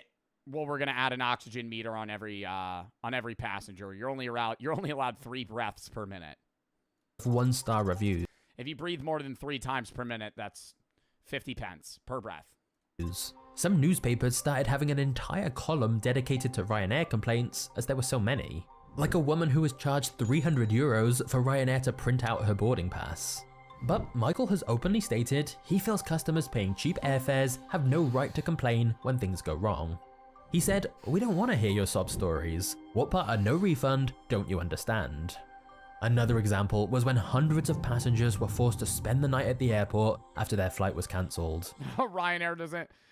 Ryanair... actually, we don't have enough money to put you up in a hotel, but here's a tent. You can make your way outside. And many asked if Ryanair would provide accommodation. Michael said, nope. Absolutely not. You booked a flight, not a hotel. One of their most controversial policies was forcing the disabled to pay up to €25 for the use of a wheelchair. Wow. Okay, now I think I'm gonna take a step back on that one. I don't know about forcing disabled people to pay for a wheelchair. I think that's a little crazy. One lady said, despite booking wheelchair assistance, I had to ask a fellow passenger to push me to the departure gate. And upon my What? They don't have... you're going to need to pay somebody to come push you. return, I sat for an hour waiting for assistance on the plane, getting colder and colder. Almost any other company would offer goodwill gestures when things like this happen. But instead, Ryanair takes a different approach. When you go to Ryanair's social media, you'll find that instead of helping out, they're making memes from their passengers' complaints. For example, when passengers complain they paid for a seat but didn't get a window, Ryanair simply responds, read that again but slowly, you paid for a seat. Another asked them where their window was, and Ryanair replied, pay for the baggage you've stored under your jumper and then we can talk. One of their most viral posts was when a customer complained about the very narrow stairs Ryanair used and said, "I'll bring my own stairs next time." But Ryanair responded, "Bring your own plane next time." Some people question At Ryanair, I'll bring my own stairs next time. Bro, I feel like you got to be have you guys ever like at a multi-million or billion-dollar corporation and complained to them before? I feel like I've never done that on social media. Because in any instance, I feel like they're not really going to care. I'm not saying it's pointless because sometimes it does matter. But like a lot of the time people will be like, at Ford, my car blew up. Like they're going to reply. Some people questioned, should a company be responding this way instead of apologizing? But another said, they charge extra for everything except Twitter roasts. No regular airline would ever do this, but in Ryanair's case, it's actually a genius strategy. Ryanair has millions of followers, and their troll posts regularly go viral, which directly leads to more ticket sales. They've embraced their reputation of being stingy. And then I also think it helps people laugh at how bad the flights are. Because when you follow them on social media, they openly make fun of themselves and other people about how bad their plane is. And then you actually pay $20 to go on their flight, and you're like, there's no window seat. I just got taxed $10 to fucking get a water, right? You laugh it off, right? Instead of being annoyed, you're like, this is Ryanair. They told me it would be this way, and it's this way. It's funny, right? So it still sucks, but it's like, it's how you perceive that, I guess, pain or upset feeling that you have. The airline. And as a result of all these strategies, Ryanair carries far more passengers than any other airline in Europe. Their typical airfare goes for less than 30 euros, and they've sold flights for as little as $4.99. They might not treat you like royalty. Bro, that's insane.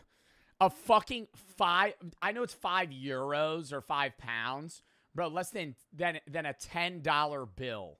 You could board a plane and it'll take you to a different country. That's absurd. About what they are.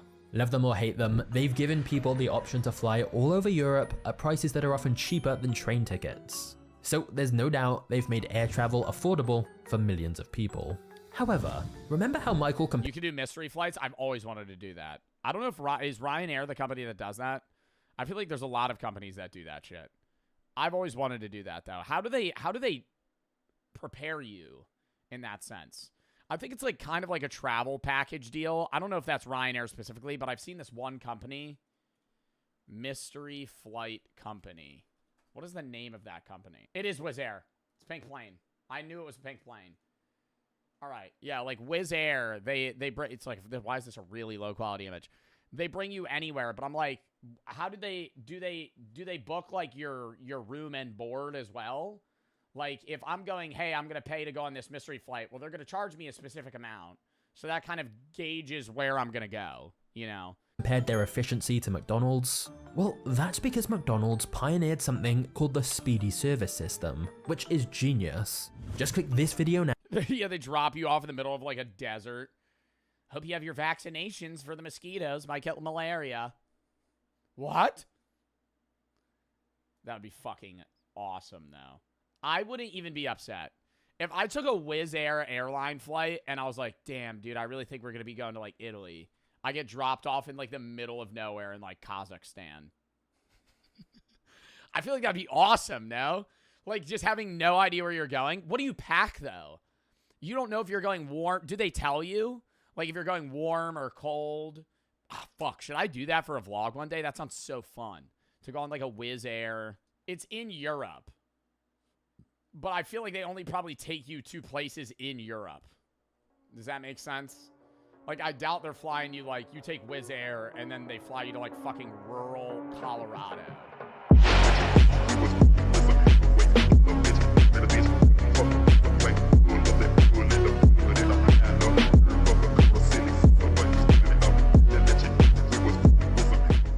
You bring them back to life. Oh, shit. You forgot your training? I didn't know it. And he's just like a dead body. He's just walking out of the morgue. Then jobs available. Totally see why a lot of people who majored in a crapshoot got snake eyes and were like, I shouldn't have done that. Yeah. You know? I mean, I think the only reason I don't regret it is because I'm doing it. Yeah. Like, if I had given up at some point, and wasn't doing anything related to any of it, I would... Well, yeah, I do think a lot of people that get into humanities and arts degrees end up just using that degree to put a foot in the door for the fact that they have a degree and then go into a field that has nothing to do with, you know, cinematography or whatever they ended up getting into. Be like, dude, I should have gone to school for engineering. If I had a friend who's like an accountant and I asked them to meet up after work and they're like, oh, I can't, I go to UCLA every Wednesday for my like screenwriting class, and they're just doing it for the pursuit of it, that's so cool. Yeah, that's super cool. So it sucks that people regret pursuing those things, because I think a lot of humanities and arts comes from a place of interest or passion. The truth is, work without... Ooh, do you think people regret it because it's like their dream gets killed? Like they go to school for like acting, performing arts, and then they fucking fail like miserably. Oh. So it's not even like, oh, the pay or they don't like their job. It's just like, I literally could not get cast in any role at all. Without will and work without direction only makes you a beast of burden. Oh, is that a quote? Yeah. Who said that? I don't know. Another important takeaway from the study is that someone's field of study isn't always the most regretted aspect of higher education. A lot of times it's a relationship. From a statistical standpoint, the number one regret in regards to higher education, more than the field of study, according to this survey, with 45% of students feeling this way, is not getting more education. Whoa. A huge contributor. The number one regret of higher education is not going further. So they wish that they had gotten a PhD. To that is 61% of dropouts wishing that they had finished school. All right. Well, yeah. I will say, this is how I perceive this, okay? I'm not saying this applies to anybody or you need to do this. I was in college from COVID 2020, 2021 till I graduated like summer of 24. I was exercise science for the first year. Philosophy the second year, third and fourth, right? And I think that the second year I really wanted to drop out. And that was 21, 22, right? So like the 2 months into my sophomore year when like I was finally going back, first year of college, exercise science fully online. I didn't go to college one time. Every class I had was on Zoom. It was terrible. It was like I was still in high school. Second year, first year of actual college, first day I showed up, I was like, I'm going to fucking drop out. Stuck with it. Happy I did. I see so many people that drop out, but they don't drop out in the first or second year. They drop out in the third or fourth. What are you doing? What are you doing? You're already, if you're past halfway, might as well stick it out. That's how I'm seeing that shit. The amount of people that drop out like year 4, year 3.5, I'm like, bro, you have fucking 70% of your degree done. Just get it at this point. Like, what are you fucking, I understand if it's like a life thing where it's like, okay, some shit happened where like you physically have to push school to the side, but that's just putting it off. That's not dropping out. The amount of people that are like, yeah, college isn't for me. Buddy, it took you 3.5 years to figure that out. You're on the back end of your fucking degree. What are we doing? Number 2, least regretted field of study is computer science. I called that shit! Of course. I mean, that just makes sense. Well, that's because it's so needed right now. I think in like 5 years, people are going to regret it. That's pretty much sums it up. It's the science of computers, ladies and gentlemen. Because there'll just be so many people going in for it. And what is the number one thing in the whole society these days? Yeah, you guessed it. Computers! Computer sciences is basically the new medical school. Once we got a bunch of clankers running around. So for years and years, you've been told, like, this is safe, go into coding, until, like, last year when they're like, oh, you know what actually AI is, like, really good at? Your job. And carrying on the theme that we've seen from this list. Yeah, I think this will slowly go down the list and then transfer sides over the next, like, 10 years. What do people at Geek Squad have a degree in? Like, if somebody works at Geek Squad, do they have a degree? People make a dump truck load of money doing nothing. IT? Do you think they make money? Bro, that sucks, though, if you have to go. They have an IT in geeking, IT cybersecurity. Bro, but do they make money? That would just blow ass going to a 4-year degree school to go work at Best Buy and put on iPhone covers for people. And listen to a grandma be like, why doesn't my computer work? She's still on Windows 7. Why doesn't my computer work? She hasn't updated her computer in 8 years. Yo, Ross. What's up? You have one of the least regretted college degrees, I think. What was your degree? Computer science. How do you feel about your degree, and then why do you think it's people are so happy with their computer science degrees? Yeah, I mean, I don't regret it. The reason I don't regret it is the freedom of work and the ease of work. Last time I changed jobs, it took me like less than a week to find a new job. The fact that I can work from home, can kind of work like whatever hours I want as long as I get my... Oh, and they job hop like crazy. They job hop like fucking crazy, bro. The people that I know in comp sci, it's like every 3 months they get a new fucking job. They do like minimal work and then they just job hop, get paid more, work for like 6 months, job hop. Work done is really nice. Oh yeah, and I get paid well, so. Yeah, that helps. Now with AI and coding, what level do you think that disruption is going to be at? It's going to hurt newer people more than people like me. Instead of people hiring interns and dealing with that, they're like, well, we can probably just get AI to write code that's good enough and then have someone senior look at it. That's a possible shortfall, or maybe it works, right? And we just like programming dies in the next 10 years. Are you worried about that at all? I mean, not really, because like there's nothing I can do to change it. So if it happens, it happens, and I'll get a new job. Yeah, Damn, dude. You're smart. Based. Smart as hell, bro. Swing a hammer somewhere, I don't know. Yeah. I don't know, swing a hammer somewhere. The way that I perceive it is like if you were smart enough to get a comp sci degree and you're in the field and AI takes your job, you're probably smart enough to take the job of another person. Like the people that shouldn't be, in my mind, the people that should be worried aren't comp sci people, because if you got a degree in computer science and you're in the field for 5 years and AI takes the comp sci guy's job, the comp sci guy is going to go take your job because they're going to hire him. Like, I don't know. That's just how I'm perceiving it. It's like, bro, they're probably going to be way better at whatever it is. All right, dude. Well, thank you. Because they could still go into the tech area. And even if they're not computer coding, it's like they'll be the Geek Squad guy. Yeah. All right, later. The higher we go up this list, the more people are like, and you know, I get paid pretty well. yeah, they don't want to say it. Before we go any further, I just want to remind you guys that subscriber numbers makes us feel better and not regret our chosen path. The median income. Am I subscribed? I am subscribed. Speed of a subscriber to speed is double that of somebody to speed. And least regretted degree/field of study for people in America. The most regretted college degree in America is... If it's not art, dude, I kind of want to throw it. Does business communications count as business management? No. Journalism, I feel like that would go into the literature bunker. I think that would... Drama, that's in the arts, though. I'm just going to spin it. Field of study.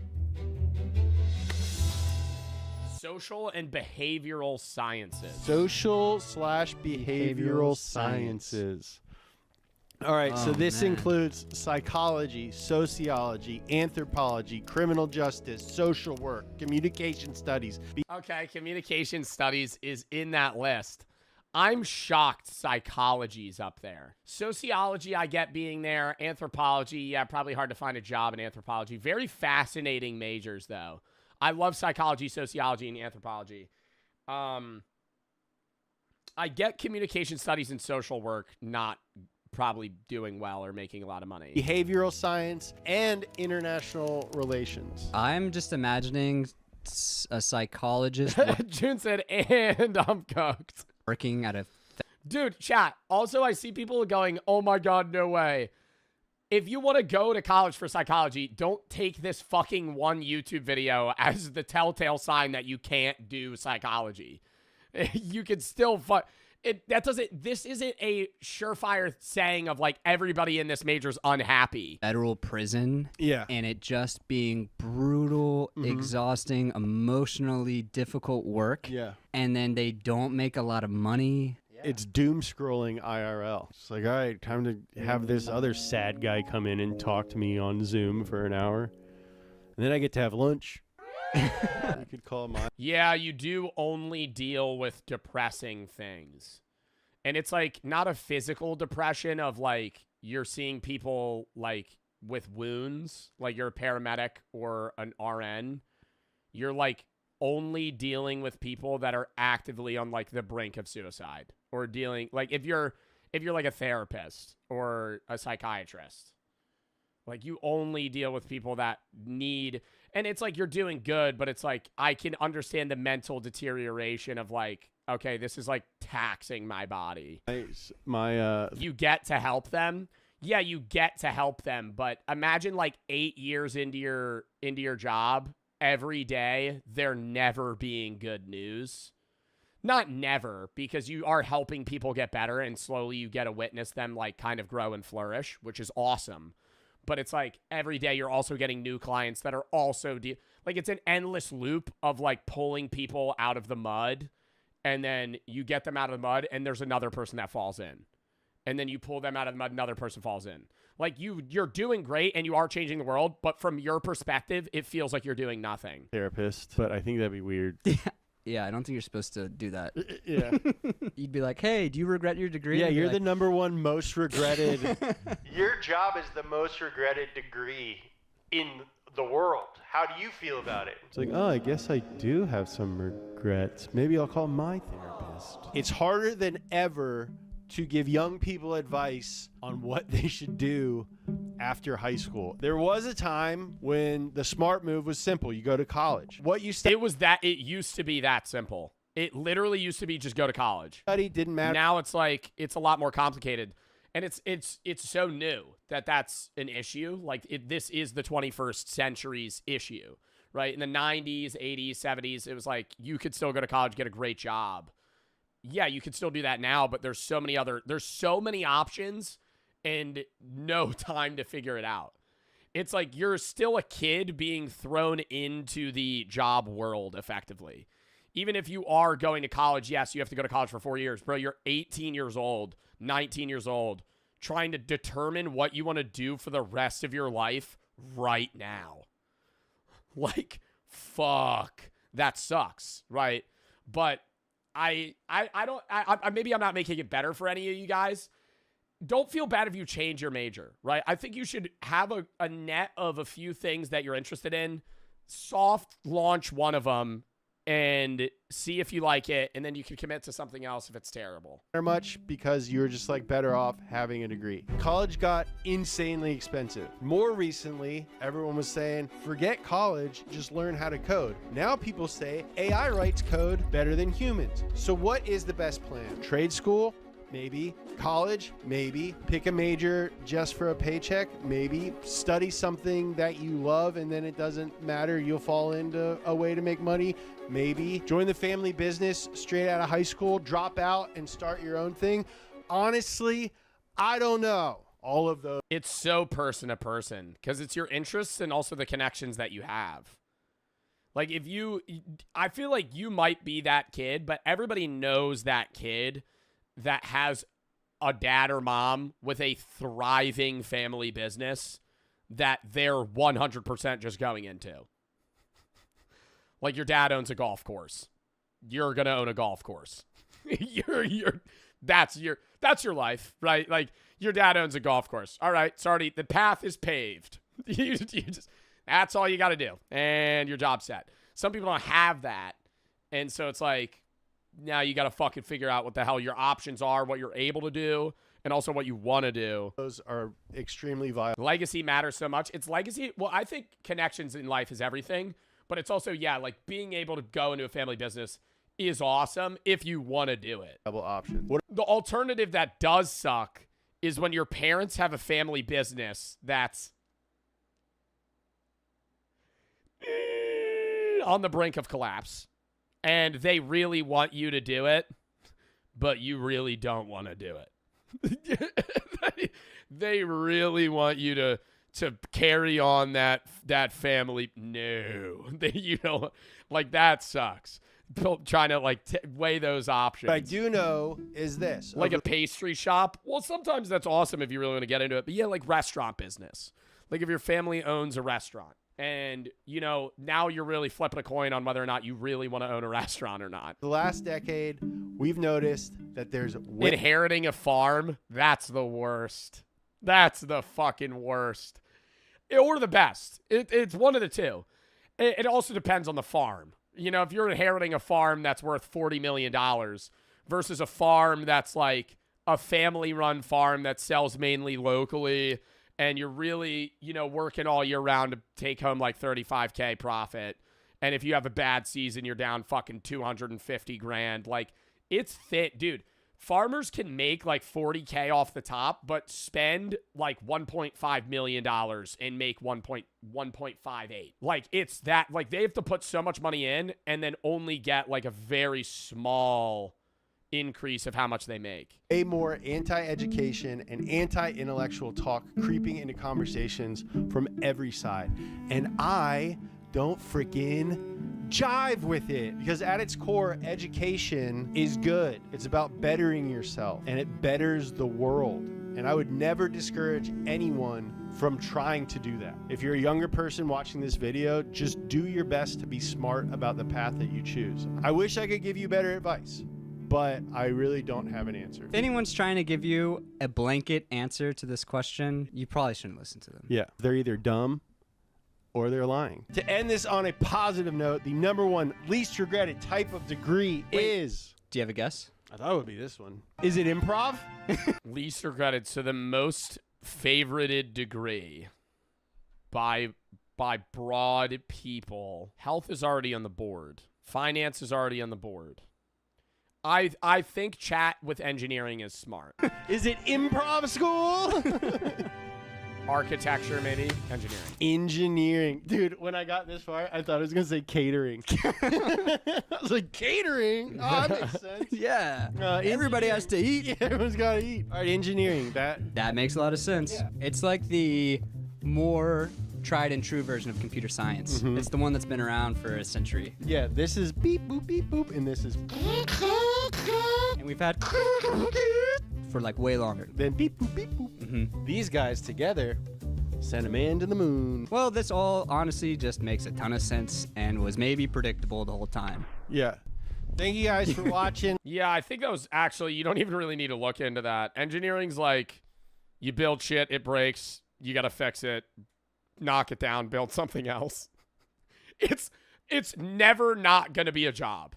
Engineering is like, bro, if you go into like that type of work, like you're a civil engineer, you're always gonna, maybe there's too many civil engineers, but there always is going to be a need for civil engineers. There's always going to be a need for engineers in general, like electrical engineers and people like that do all that type of stuff.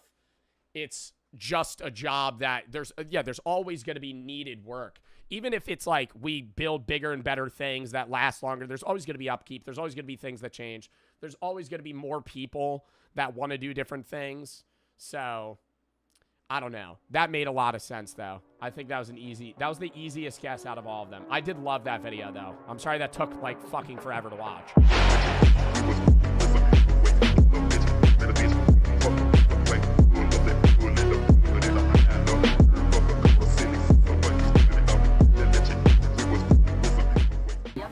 Come on.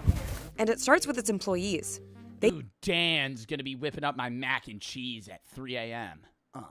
They own nearly 40% of the company. When you're an owner, you're just vested a little bit more. There's a higher level of commitment. Our most loyal customers, they're here 3, 4, 5, 10 times a week. You get to know them by name. You get to know their family. You get to know what's happening. 10 times a week? Actually, no, never mind.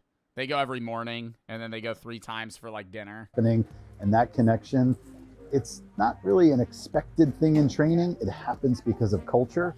I'm gonna have a chat. We're never gonna know. This is gonna be like a Schrodinger's cat. Is there any liquid in that coffee cup?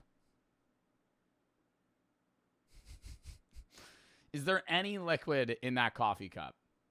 Or is he just holding that? Like for the video. It's a prop. That's what I'm thinking. I don't know. Let's analyze his hand movement. I feel like it's not really an expected thing in training. It happens because of culture. No, it looks like it's got some weight to it. Tell her I said hi too. I will. Tell her get better soon. Never had that happen. Never had that happen at a Wawa. Maybe it's because I don't open up to them. They always try to talk to me, and I just ignore them. I don't ignore them, but if I go to a Wawa, they'll be like, "How's your day?" I'll be like, "Good." One word answer. Good. How about you? Awesome. Thanks, man. Have a good day. You too. Bye. I don't know, man. I don't want to fucking talk, bro, because I'm not trying to have a fuck-ass conversation, man. I'm just trying to leave. You know what I mean? Like, I'm trying to get in, get out, get the food. They're nice. I'm not upset. I'm not rude to them, chat. I'm just like, I'm not going to continue the conversation. What about the community? Damn, maybe Roger's been thinking about my well-being so much. Fuck, dude. Maybe Roger's been thinking about me too much. Thinking about him right now, wearing that black Wawa hat. Probably in an apron right now, cooking up a hoagie. Maybe panini pressing something. You think he's thinking about me? I'm thinking about him. Wawa began as an iron foundry in New Jersey in 1803, before shifting to a dairy business in Pennsylvania nearly a century later. As home delivery declined, the Wawa started as a dairy business? company pivoted again, opening the first Wawa food market in the 1960s. When you think of convenience stores, of the 154,000 about in the United States, many were born out of major oil companies. Some were born out of the dairy heritage. It just gave us, I think, a little bit of a leg up on food to begin with. In the following decades, Wawa grew slowly in its home market. This has soured my opinion of Wawa. This has soured my opinion slightly, very fractionally. It's starting out as Big Milk. I still love Wawa because they don't push the milk on you. That would annoy me. If they pushed the milk on me, I would be annoyed. But they don't do that. You know, I'll get a milkshake at Wawa here and there, but they're not like, they don't got like no big milk sign or being like, buy Wawa milk. They do sell milk at Wawa though. To Philadelphia, their own branded milk. In South Jersey, and built a significant presence across 3 other East Coast states, plus Washington, D.C. They got way more stores than this. They're not just in these states.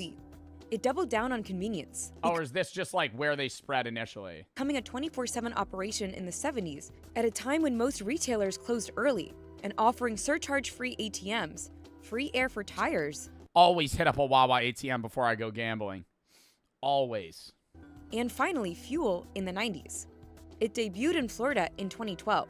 As of 2024, no surcharge ATM?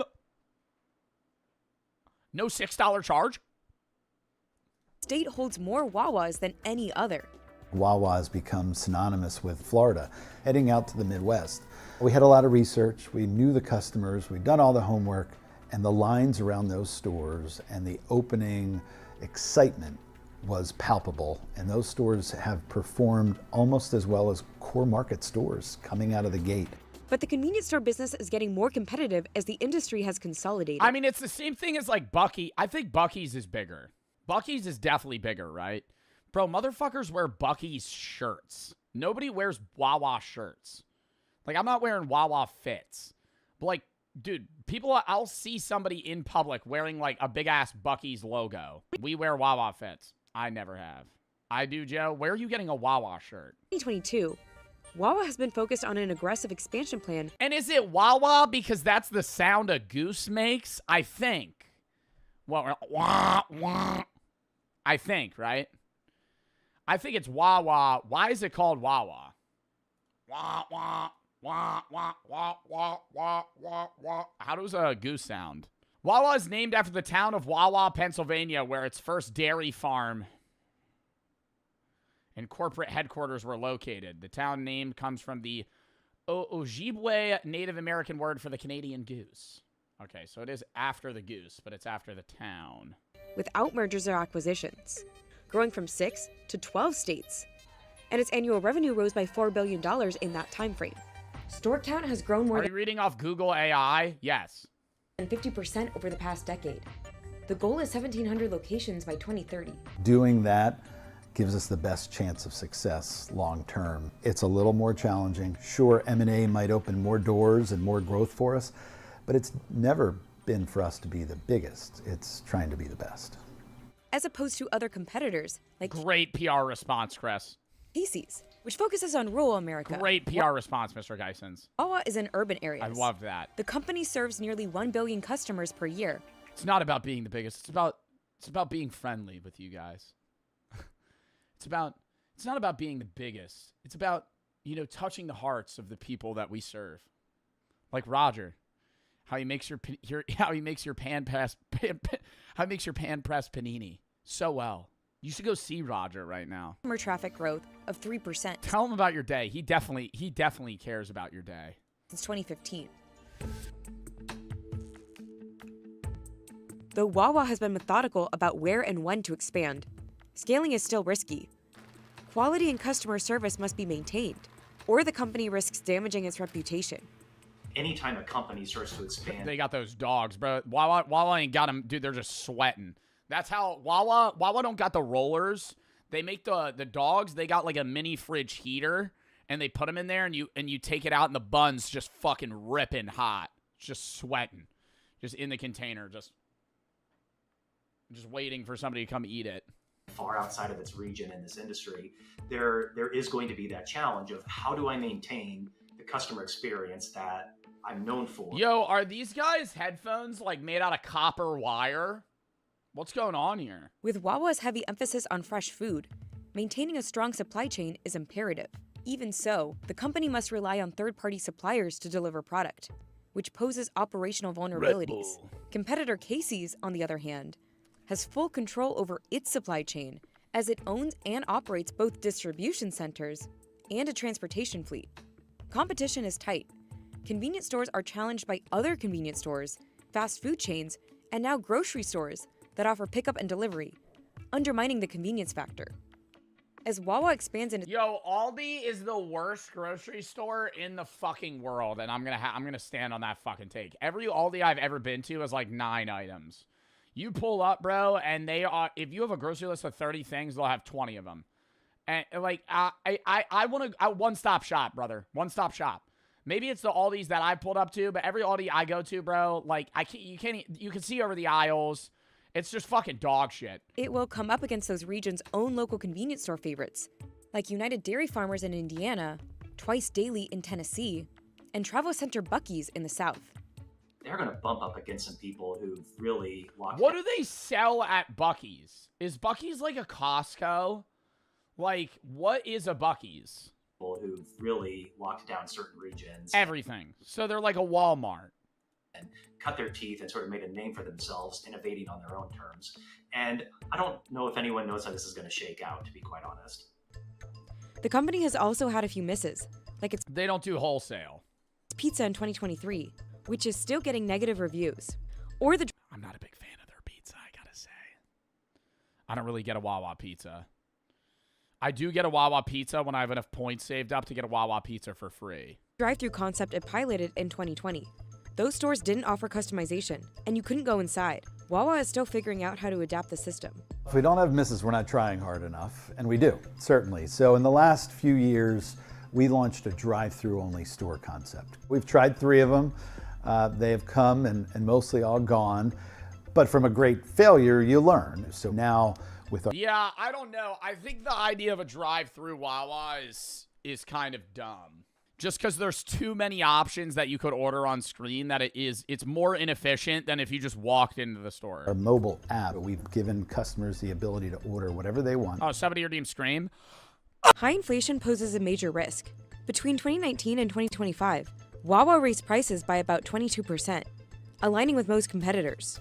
And as Americans respond by pulling back spending, value meals have made a comeback, including at convenience stores. You have to confront a company that has a well-oiled model that's been pressure tested in aggressive, tough markets, and they're going to come in and build state-of-the-art, new-to-industry stores, have all the modern amenities, and then on top of that, they're going to go in and hire really great employees, and they're going to pay them fairly.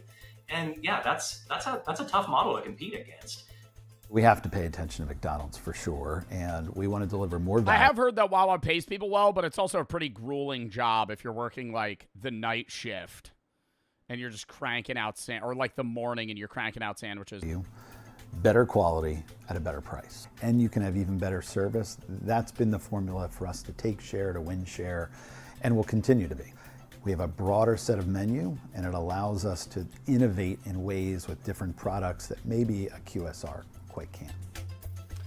Yeah, I feel like it just feels like you're going to like a fast casual restaurant more than anything. That's why Wawa does well. It's because it's not like 7-Eleven where everything's like pre-made. Like they make it in front of you, which is nice. It's kind of like you're at like a deli. All right, next video. I gotta piss real quick.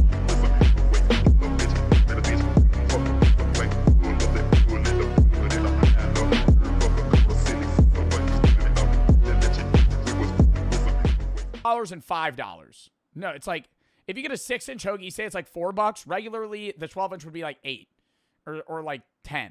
But a Hoagie Fest is like $4 and $5. Just get the fucking bigger one. But I see people get the 6-inch hoagie.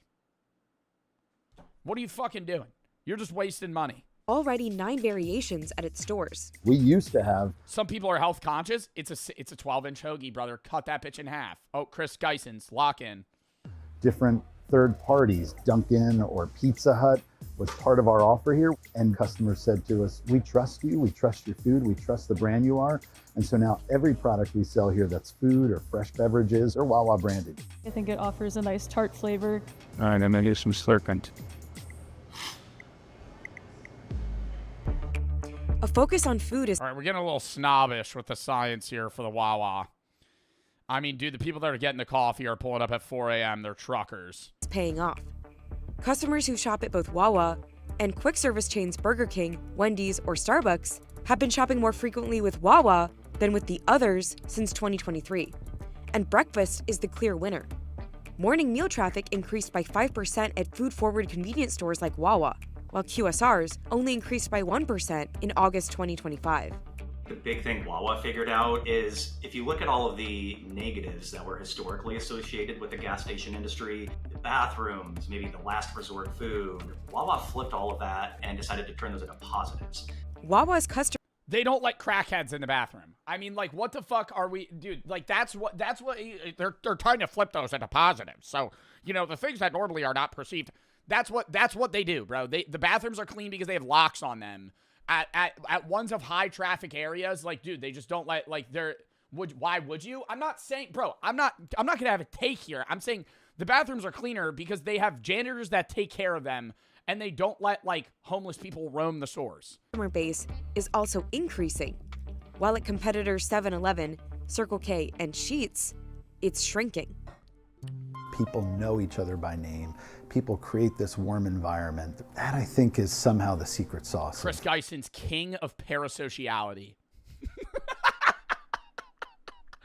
Chris Geisens, making you fall in love with the guy, with Roger, that makes your hoagie at 3 p.m. What creates if there is a cult-like following.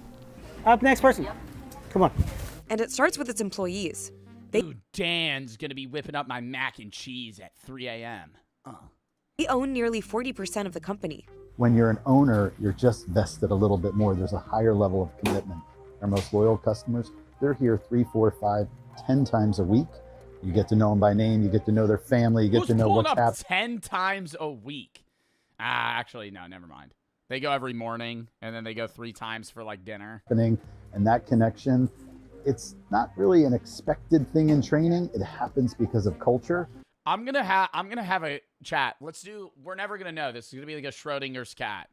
Is there any liquid in that coffee cup? Is there any liquid in that coffee cup? Or is he just holding that?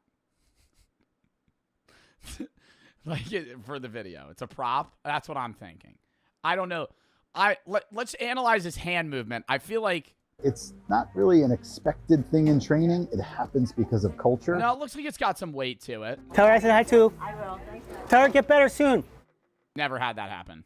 Never had that happen at a Wawa. Maybe it's because I don't open up to them. They always try to talk to me and I just ignore them. I don't ignore them, but if I go to a Wawa, they'll be like, "How's your day?" I'll be like, "Good." One word answer. Good. How about you? Awesome. Thanks, man. Have a good day. You too. Bye. I don't know, man. I don't want to fucking talk, bro, because I'm not trying to have a fuck-ass conversation, man. I'm just trying to leave. You know what I mean? Like, I'm trying to get in, get out, get the food. They're nice. I'm not upset. I'm not rude to them, chat. I'm just like, I'm not going to continue the conversation. What about the community? Damn, maybe Roger's been thinking about my well-being so much. Fuck, dude.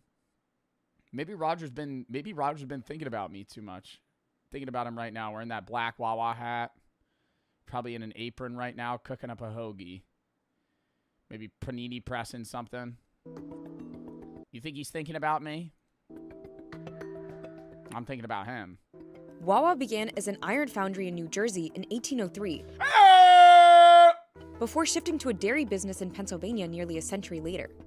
As home delivery declined, the Wawa started as a dairy business?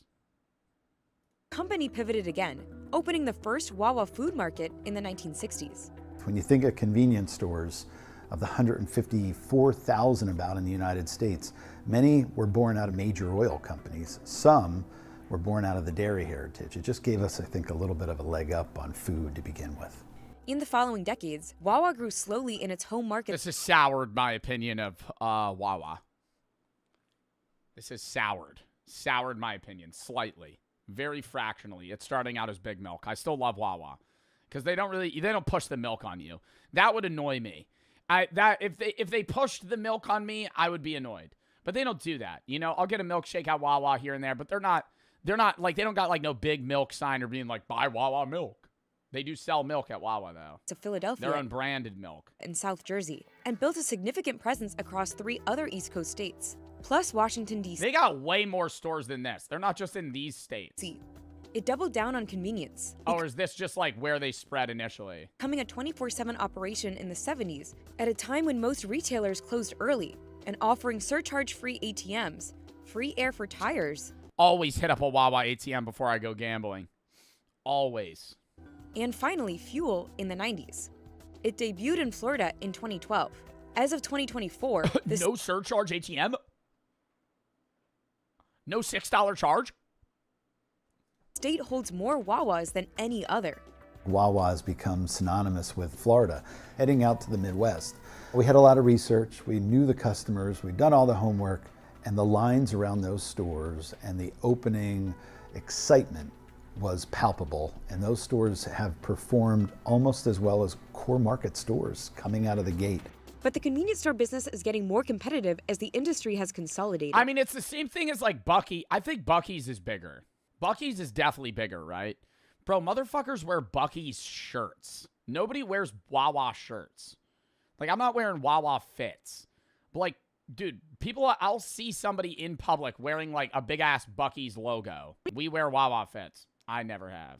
I do, Joe. Where are you getting a Wawa shirt? 2022, Wawa has been focused on an aggressive expansion plan. And is it Wawa because that's the sound a goose makes? I think. Well, wah, wah. I think, right? I think it's Wawa. Why is it called Wawa? Wah, wah, wah, wah, wah, wah, wah, wah, wah. How does a goose sound?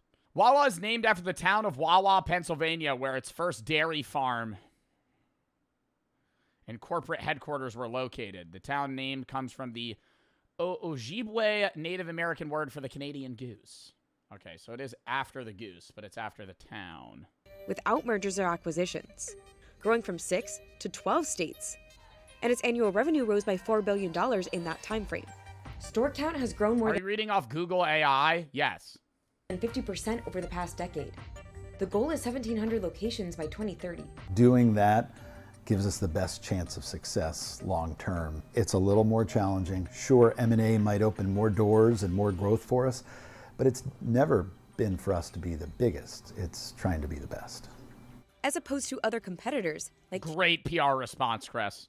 Casey's, which focuses on rural America. Great PR response, Mr. Geisens. Wawa is in urban areas. I love that. The company serves nearly 1 billion customers per year. It's not about being the biggest. It's about being friendly with you guys. It's not about being the biggest. It's about, touching the hearts of the people that we serve. Like Roger. How he makes your pan press panini so well. You should go see Roger right now. Customer traffic growth of 3%. Tell him about your day. He definitely cares about your day. Since 2015.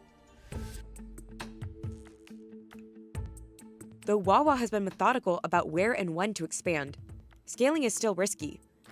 Quality and customer service must be maintained, or the company risks damaging its reputation. Anytime a company starts to expand, They got those dogs, bro. Wawa ain't got them, dude. They're just sweating. That's how Wawa don't got the rollers. They make the dogs. They got like a mini fridge heater, and they put them in there, and you take it out, and the bun's just fucking ripping hot, just sweating, just in the container, just waiting for somebody to come eat it. far outside of its region in this industry, there is going to be that challenge of how do I maintain the customer experience that I'm known for. Yo, are these guys' headphones like made out of copper wire? What's going on here? With Wawa's heavy emphasis on fresh food, maintaining a strong supply chain is imperative. Even so, the company must rely on third-party suppliers to deliver product, which poses operational vulnerabilities. Competitor Casey's, on the other hand, has full control over its supply chain as it owns and operates both distribution centers and a transportation fleet. Competition is tight. Convenience stores are challenged by other convenience stores, fast food chains, and now grocery stores that offer pickup and delivery, undermining the convenience factor. As Wawa expands into— Yo, Aldi is the worst grocery store in the fucking world, and I'm gonna stand on that fucking take. Every Aldi I've ever been to has like 9 items. You pull up, bro, and they are— if you have a grocery list of 30 things, they'll have 20 of them. And like, I want to one-stop shop, brother. One-stop shop. Maybe it's the Aldis that I pulled up to, but every Aldi I go to, bro, like you can see over the aisles. It's just fucking dog shit. It will come up against those regions' own local convenience store favorites, like United Dairy Farmers in Indiana, Twice Daily in Tennessee, and Travel Center Buc-ee's in the South. They're going to bump up against some people who've really locked What do they sell at Buc-ee's? Is Buc-ee's like a Costco? Like, what is a Buc-ee's? People who've really locked down certain regions. Everything. So they're like a Walmart. And cut their teeth and sort of made a name for themselves, innovating on their own terms. And I don't know if anyone knows how this is going to shake out, to be quite honest. The company has also had a few misses, like its They don't do wholesale. pizza in 2023, which is still getting negative reviews, or the— I'm not a big fan of their pizza, I gotta say. I don't really get a Wawa pizza. I do get a Wawa pizza when I have enough points saved up to get a Wawa pizza for free. drive-through concept it piloted in 2020. Those stores didn't offer customization, and you couldn't go inside. Wawa is still figuring out how to adapt the system. If we don't have misses, we're not trying hard enough, and we do, certainly. So in the last few years, we launched a drive-through only store concept. We've tried 3 of them. They have come and mostly all gone, but from a great failure, you learn. So now with our— Yeah, I don't know. I think the idea of a drive-through Wawa is kind of dumb. Just because there's too many options that you could order on screen that it's more inefficient than if you just walked into the store. our mobile app, we've given customers the ability to order whatever they want. Oh, somebody redeemed Scream? High inflation poses a major risk. Between 2019 and 2025, Wawa raised prices by about 22%, aligning with most competitors.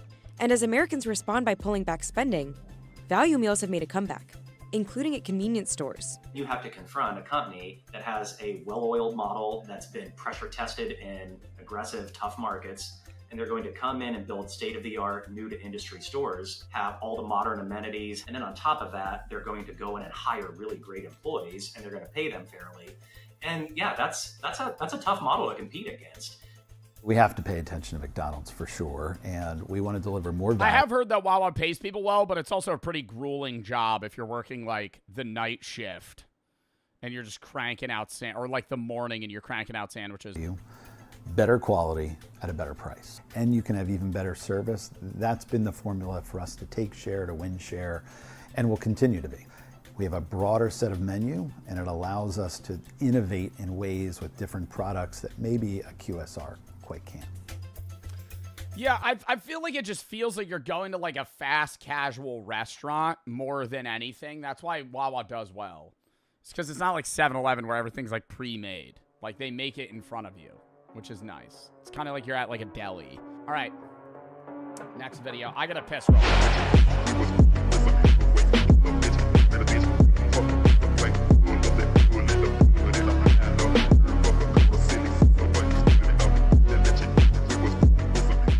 food maxing to the fucking limit. An entire nightly meal, that was probably like fucking 600 calories down in a minute. 50 milliseconds. That's pretty good. We finished off this popcorn. Can I smell the bag? I'm a mess. Oh, bro, huffing that shit like fucking gasoline. Holy shit. Lead paint.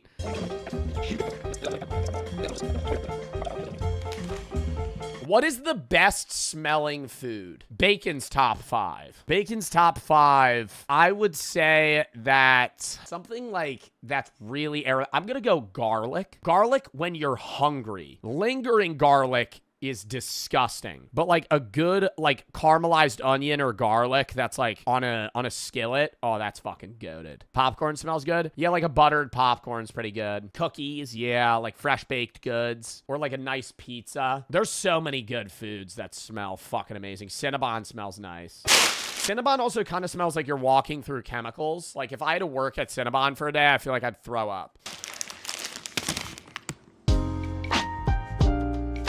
I had enough sleep debt to warrant me sleeping until 5 p.m. apparently, so when I woke up, it was immediately time for dinner. For tonight's dinner, I decided that I should probably just use everything that was about to go bad in the fridge. So I ended up making something that I like to call Kodakai's Mountain of Slop. Fun fact, that's also the name of my pants after I just drenched them in semen. How well after an expiration date are you eating like a meat if it's frozen? I've gone months if it's frozen. I don't know if there's like a guide on that. If I froze food before expiration date, how long is it good for? Indefinitely good? Huh. Really? So if I threw chicken in the freezer and left it for a year, I could eat it. No. I think the quality, it might be safe, but the quality would go down. Oh, it says recommended meat and poultry 3 to 4 months. I was gonna say, I've eaten like, he was saying it was about to go bad, just toss it in the freezer. I like, the second I go grocery shopping, I just throw shit in the freezer. Leave it for a month, no problem. I think this would taste better if I couldn't see your food. I don't want to do this anymore. Like you made... That is the concept of dog food. I've made human dog food. I'm surprised he didn't switch from kimchi, because I feel like the kimchi would get pretty disgusting too after like 5 straight days of just eating kimchi every day. Maybe it'd taste better if I made them into like little kibble bites. Pour them into ice cube trays. Oh, oh, oh! What was that? He just leaves the room.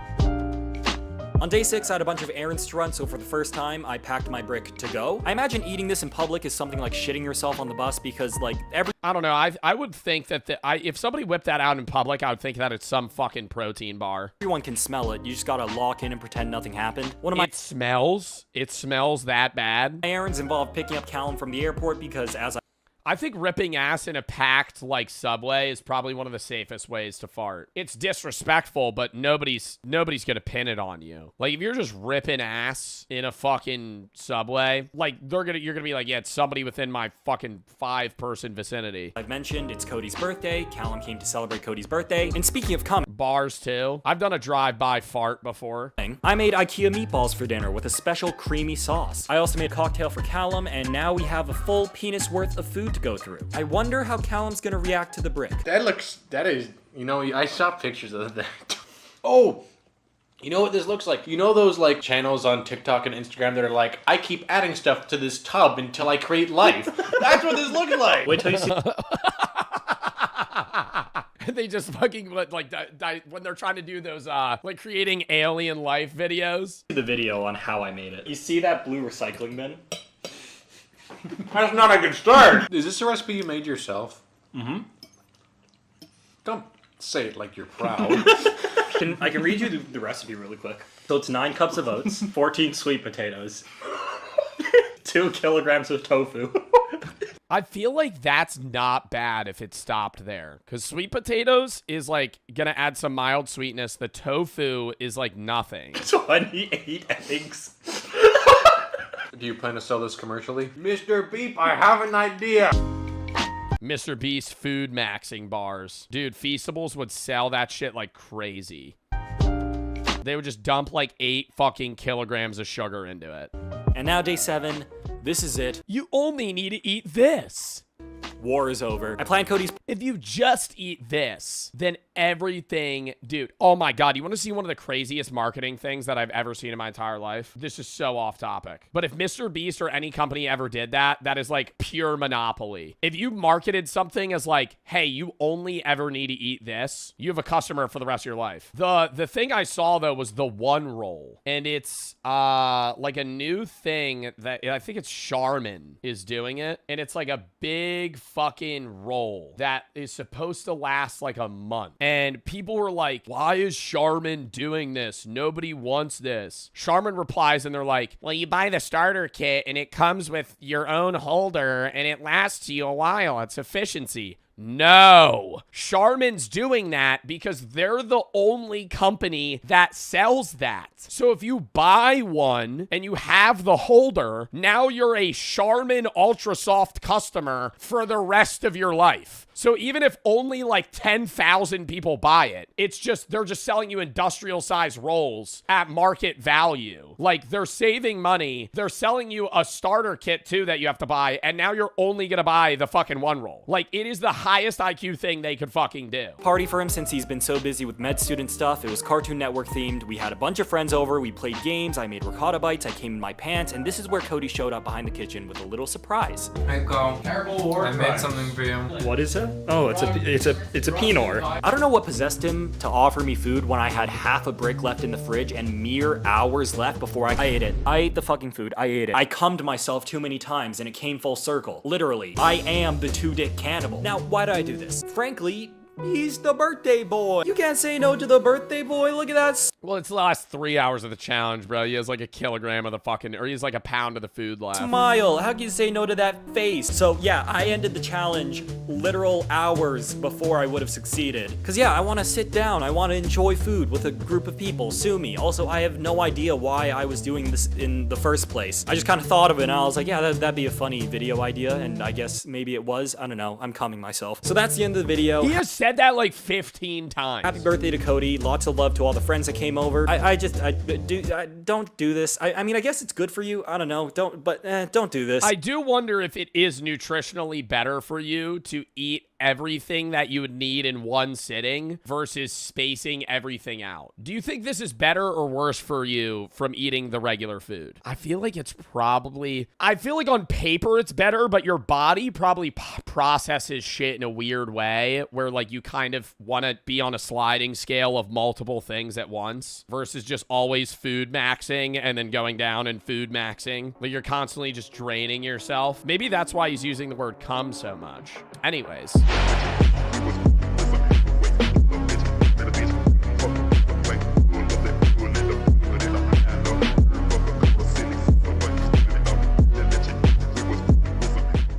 Brutal campaigns of World War II.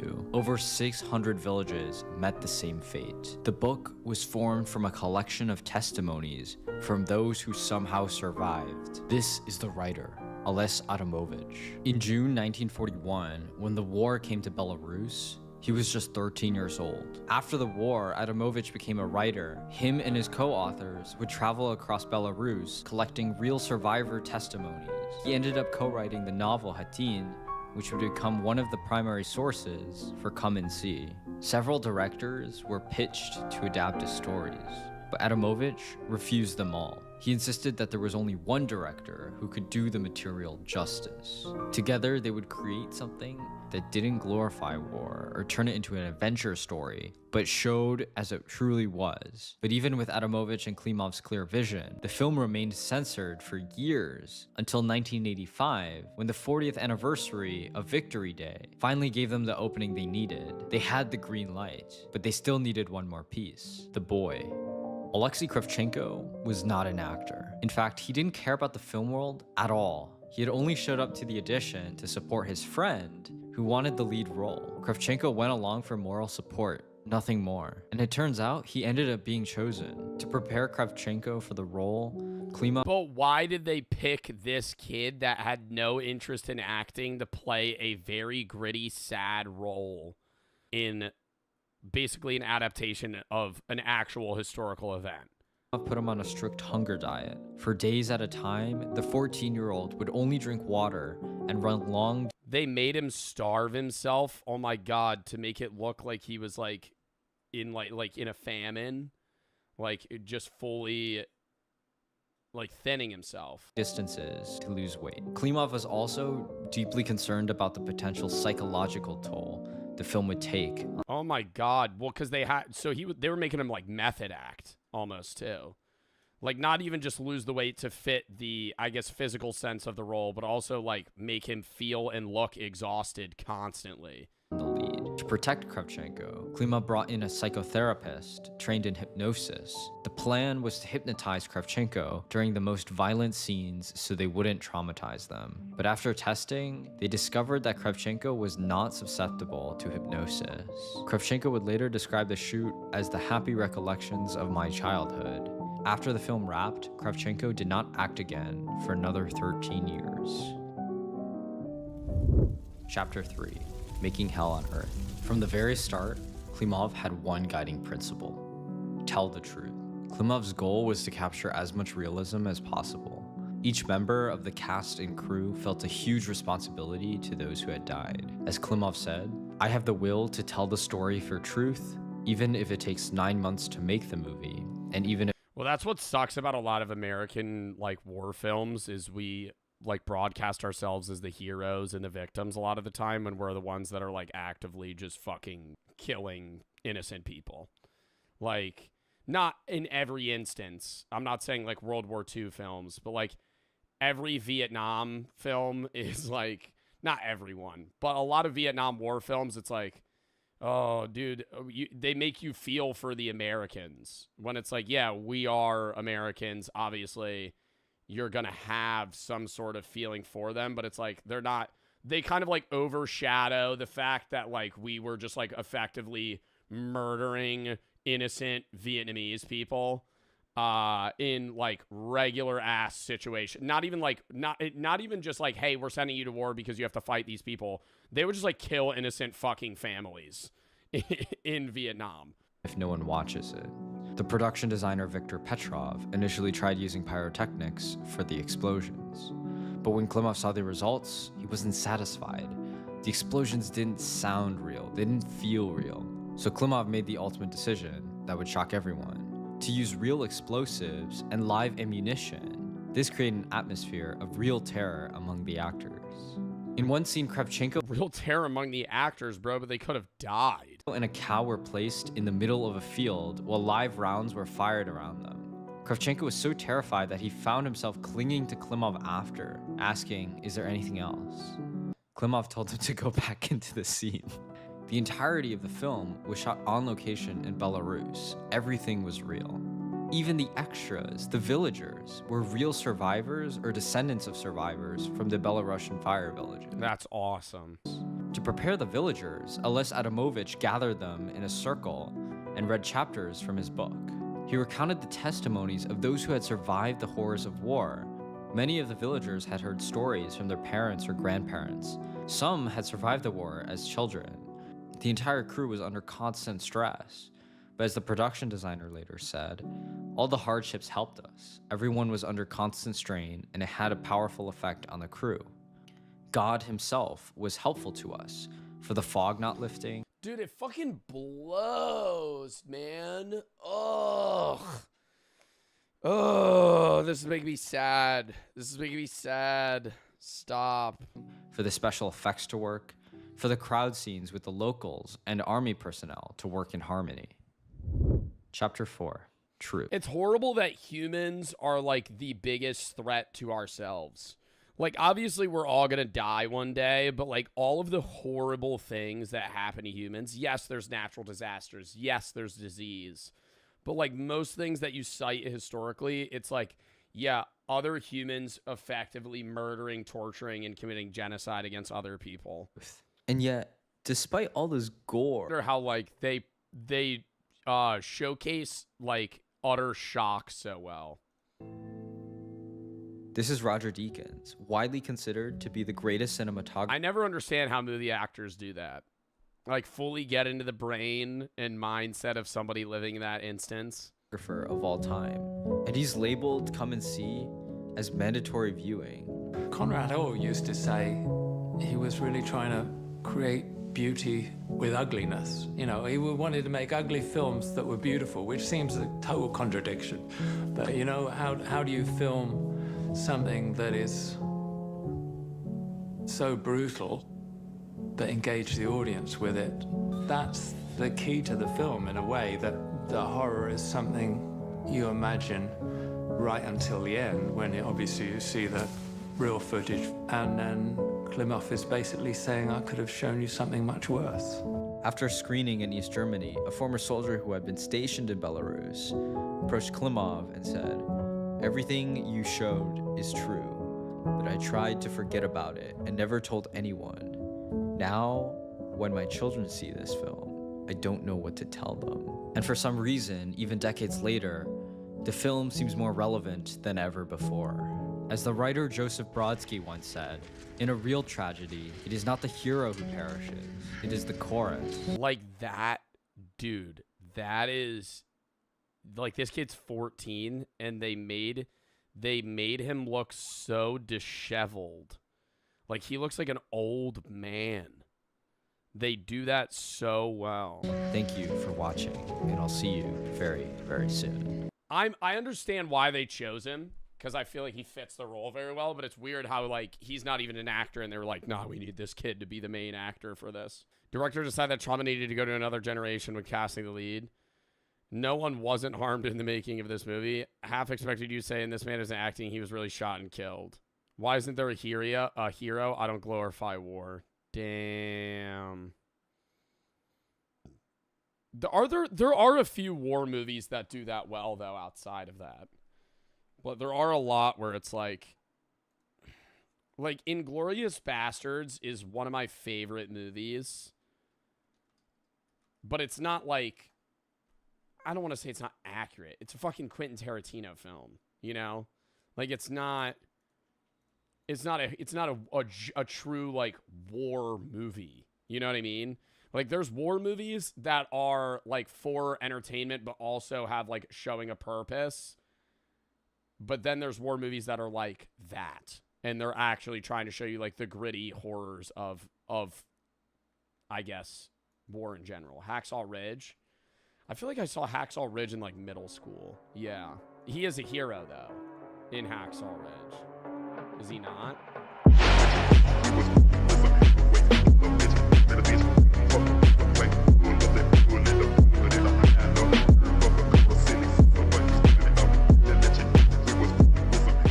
Normal individual. Kurt Russell in Escape from New York was big, but in shirtless scenes his abs have little definition. Bruce Willis was handsome, but his receding hairline and modest muscles retain a sort of everyman look. And compare how Hugh Jackman looked in the first X-Men film in 2000 to Deadpool Wolverine. Yeah, he looks better. It's like, how does Hugh Jackman in his 20s look more average than now? So what is the effect of this? What is the fucking ripped six-pack? Looks like he's on steroids. Effect of seeing these regular looking people on screen? And how does seeing interesting faces work to make a movie better? Let's take a look at a few examples. What have you done to it? What have you done to its eyes? This is Mia Farrow in Rosemary's Baby. I'm Rosemary Woodhouse. As the film progresses, she cuts her hair shorter and begins to look paler and thinner. Visually, we understand the transformation the character is undergoing. I'm not changing. I just want to go to Dr. Hill and get a second opinion. Would this work if she was played by someone like Margot Robbie? I don't think so. It's Mia Farrow's unique look that helps make the character feel like an actual person that could exist somewhere, which makes us empathize with her more. Dr. Hill, please. It's the same with John Travolta in Blowout, Shelley Duvall and Jack Nicholson in The Shining. Well, because the average person that's watching a movie that wants to relate to the main character isn't going to... Like, I get you casting fucking Chris Evans and Hemsworth for Thor and Captain America. They're fucking superheroes. They're not supposed to be everyday people. Thor is a god, right? But, like, when you have a regular taxi driver playing a role in a movie, you want that guy to be relatable, and the average person watching the movie isn't going to relate to a guy that's a 10. In Star Wars, Luke and his family look like fairly ordinary people, whereas Grand Moff Tarkin and the Imperial officers have a much more austere look to them. Fear will keep the local systems in line. In the 20th century, the pool of actors to choose from seems to have been much more aesthetically varied than it is today. There was actors with big noses. I got it, go ahead. Big foreheads. He's gonna prove it to the whole world. Heavy-set eyes. Did you know that? And receding hairlines. But you and me together, that'd be tops. We subconsciously infer things about people's personality based on their features, which in turn helps them create a richer character without much heavy lifting. Mentally, you picture my dog. In Taxi Driver. But I think they do so, like, there's still TV show. I think movies, it's gone away, but TV shows, they still have it. Always Sunny in Philadelphia isn't even filmed in Philly, but it still gives that Philly vibe. They look like regular-ass white people that live in Philly. Danny DeVito is like Danny DeVito, like sometimes they make him seem like a goblin, bro. He'll be naked crawling out of a fucking couch covered in oil. Like, I know that's part of the comedy, but it's like they're not like, imagine if Always Sunny in Philly was just like Margot Robbie, Brad Pitt as the old guy, and then, you know, Olivia Rodrigo. You'd be like, okay, well, these aren't regular fucking Philly actors. There's shows where they actually make fun of that. Like, I Love L.A. They make fun of L.A. culture. They look like L.A. people. They might live in L.A., but, like, they cast people that, like, fit this L.A. role, and it makes fun of that. So I love that show. I don't watch it all the time. I'll watch it with Brooke when she's watching it, but it's a good fucking show. But even back then, they had people that didn't. It's so weird because I think on average, movies in general do cast higher attractive roles. But like, dude, the cast of Friends, all attractive, all of them. Maybe Ross is like unconventionally attractive, but like Phoebe, Monica, and Rachel are all 9s, 10s, right? Very pretty. Joey Tribbiani, attractive guy. Chandler, attractive guy, right? Ross, I would say maybe unconventionally attractive, but he also was signed for that role. It makes sense, right? Like, Ross is still a good-looking dude. It's like all of them were 10s, almost. Chandler, I think Chandler was a good-looking guy.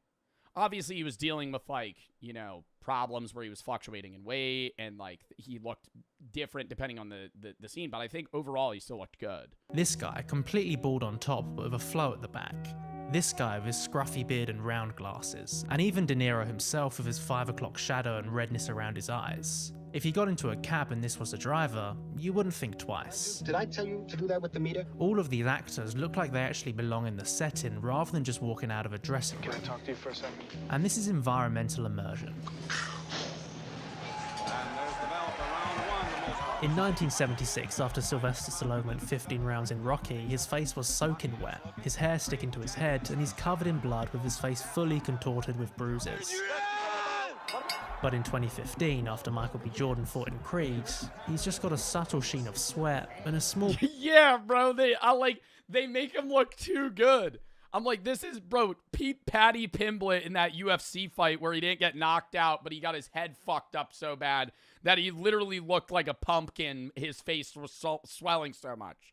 Like, get the hell out of here. I'm supposed to watch Creed and be like, oh, dude, his face is a little scuffed and he's getting killed this fight, but it'll be all right. Bruise around one eye. Like, I need to see one eye swollen. Stop!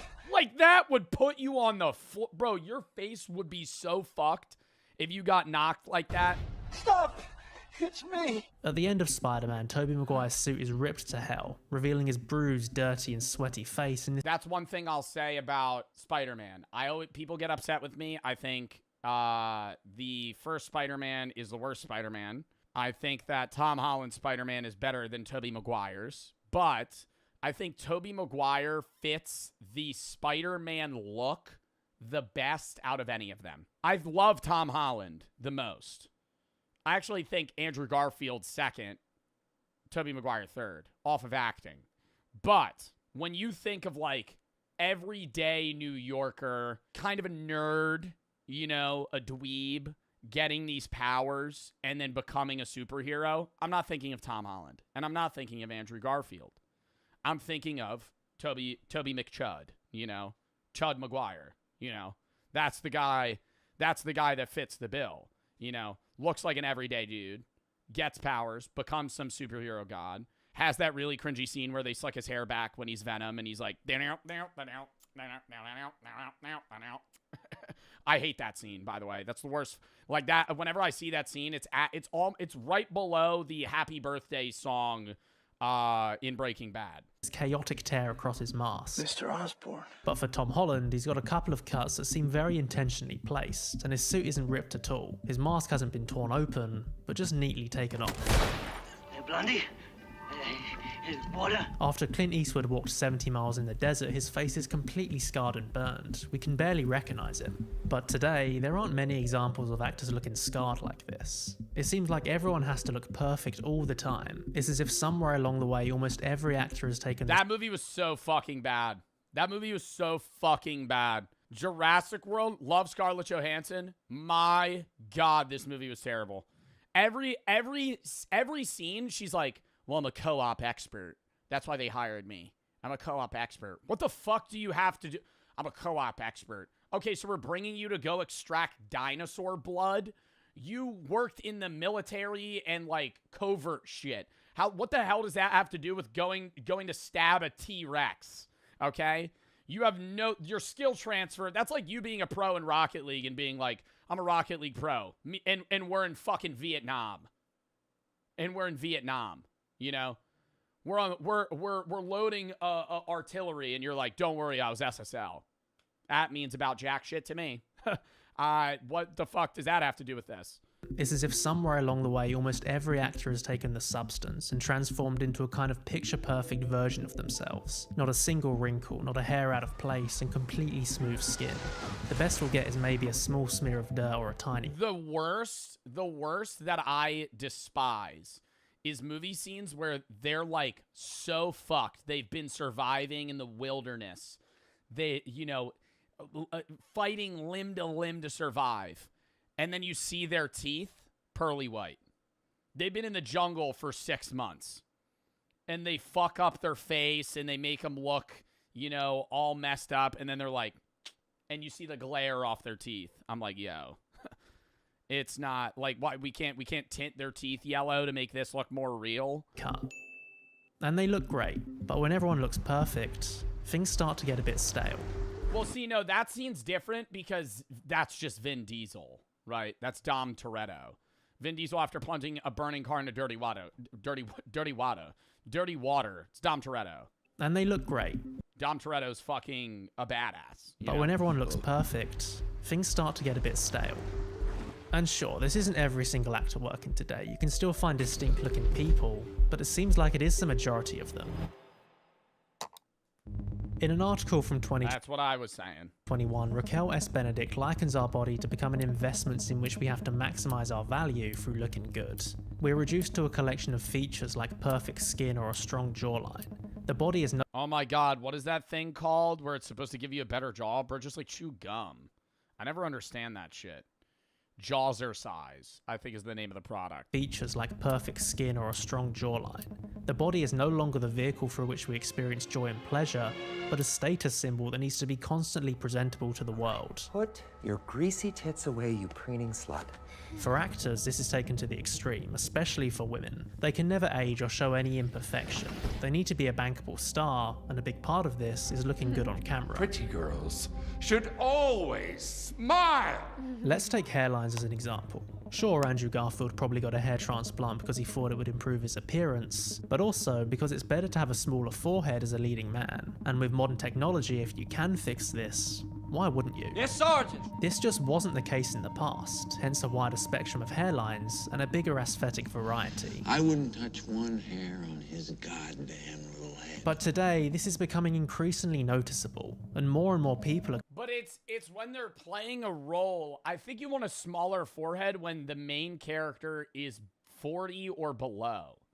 But if you're a main character in your 50s as a guy, having a perfect hairline is almost off-putting. Because the average man in his 50s is going to either be bald or have a receding hairline. Like, without a doubt. Commenting on it, and here are a few things they've said. I miss actors having normal teeth, and then a picture of Tom Cruise from The Outsiders. Check this out, buddy. It's so annoying and just plain boring that everyone has the same teeth, the same body. I miss people looking... Okay, well, the Barbie movie is a bad example because Margot Robbie is supposed to look uncannily perfect. Like, I was gonna mention the Barbie movie where she's supposed to look perfect, right? Different and interesting. Restroom and make sure my hair is perfect. I watched Invasion of the Body Snatchers last night, and it stood out to me that while Sutherland is hot, he's also clearly in his 40s. Like, if Hollywood wanted to make a movie of a 40-something A-lister playing a middle-aged health inspector, who would they cast? Ryan Reynolds? Chris Evans? I got this. We no longer have leading men who are good-looking and charismatic, but also don't look like they wake up at 5 AM to hit the gym. On Twitter, someone was talking about the 1974 movie Taking of Pelham 123. They said it's weirdly invigorating to watch a movie where every actor has an incredible face, and they all look normal, like no veneers in sight. This is supposed to be a democracy. Old actors have more grace than current ones. We can't have a truly accurate cast for the Beatles because they just don't make weird, crusty-looking young men actors like that anymore. I miss casting movies that weren't all A-listers or trying to be. Sometimes just having normal-ass people in your movie I have been complaining about the fact that... Oh, wow, this guy plays the serial killer in Dexter. Anyways, sorry. I don't even know this guy's name, but I just recognize the face. I've been ranting about how I don't like that the new actors, like Gen Z actors, it's like there's like 5 of them. there's like 5 of them. Whenever you see a big new movie coming out, it's never like a random actor playing the main role. It's always somebody that's like super famous. And I think it's this idea too from Hollywood that like what gets ticket sales is mainstream actors. And it's true to a degree that like if you see a movie that's coming out and it has a famous actor in it, you're more likely to go see it. You know, like if Jacob Elordi, is in a movie, you're going to be like, well, I kind of want to go see that. But if Jacob Elordi's not in the film and it's just like some random guy that isn't that super attractive, or woman for that matter, it's like, you know, it's the same thing. The level of popular actors is like, it's a smaller pool now. Makes it feel more realistic. To which someone replied, convinced this will be the downfall of the Odyssey. Which brings us on to perhaps a good label to put on this kind of perfect looking A-lister we see today. iPhone face. It's hard to define, but I think it's basically this kind of pristine look that most actors seem to have. It's why some people look out of place in period pieces, because they've got a modern haircut or their teeth are too white. They're striving for a kind of look that didn't really exist before the 21st century. And this speaks to a kind of aesthetic that many modern movies have. They're perfectly lit, the set perfectly designed, the actors in perfectly clean clothes. But this kind of perfection just makes it all look boring. It's the messiness of a normal... And it doesn't bring... The immersion's not there. Like, I want to see some shit where, you know, their couch is fucked up. Like, you're supposed to be this, like, struggling artist in this film, and you're playing, like, somebody that's broke. Meanwhile, yeah, your apartment's small, but you have, like, a brand new couch, and your carpet's perfectly clean, and you have no crumbs on the floor. There's no, like, weird marks on the walls, you know? Like, every regular room for somebody, you're going to have, like, a scratch or a hole in the wall. Like, why don't they have that? Method acting? Well, not even method acting for the actor. I'm more saying, like, the sets just suck. Or the dirt kicked up from horses, the colour of the set, and the way it's lit. We're losing a sense of personality not only in how actors look, but in how films in general look. Hello? Digital cinematography has given everything the same kind of Netflixy feel. Look, this isn't every movie, and it's not every actor. If you look for it, you can find interesting looking people. Oh, that movie was so fucking stupid. Oh my god, no, I'm gonna get so mad if... Dude, every time he shows that Jurassic Park movie. Where if you don't know, there's like this... They're going... Okay, so in the Jurassic Park movie, the new one, dinosaurs exist, but they only can live at the equator, and you're not allowed to go to the equator. This stupid fucking family is driving a boat through the equator, and they get capsized by a dinosaur. Shocker. They all freak out. The boyfriend's a dick, blah, blah, blah. They end up getting picked up by Scarlett Johansson and her crew, which is trying to extract dinosaur blood to, like, cure cancer. That's the plot, right? Like, it's trying to, like, cure cancer, extend people's lifetimes. It's going to, like, make people immortal or some shit, right? And you're just sitting here like, oh, okay. They don't even explain why. And They get on this boat. They end up getting separated. And the family is, like, struggling to survive in this area. And they're like, none of them die, by the way. Spoiler. Which is, like, so stupid. Because, you know, this is, like, a family of 5 that has no survival expertise. And they just get lucky at every corner. It's just, like, full plot armor. And while they're all, like, struggling for their life and, like, running from these crazy dinosaurs, one of their daughter, like, befriends this tiny dinosaur. And I'm like, dude, she would be terrified of that motherfucker. Their boat got capsized by a dinosaur.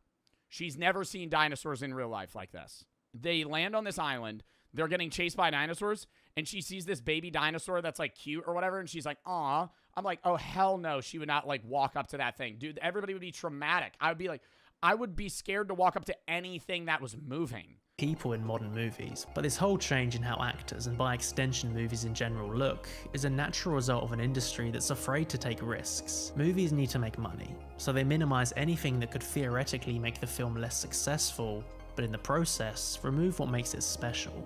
Both films and actors aren't ugly anymore. They're not dirty anymore or bruised anymore. No one looks normal, and everyone looks perfect. And this is a problem. It's worse than Hubie Halloween. No, Hubie Halloween is a bottom 3 film. I love Adam Sandler. I think that when he plays that role where he does that, like, ooh, I don't know. I just have some soup in a bowl. I'm like, shut up.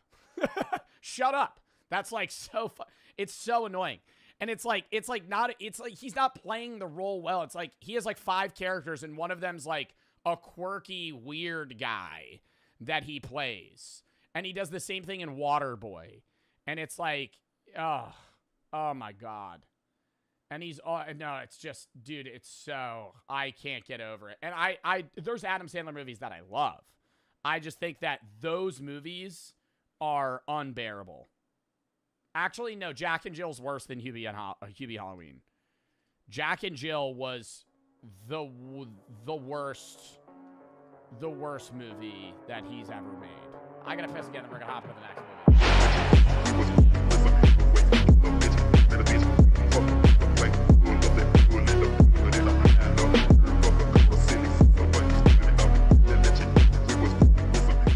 I only ate bricks for 7 days.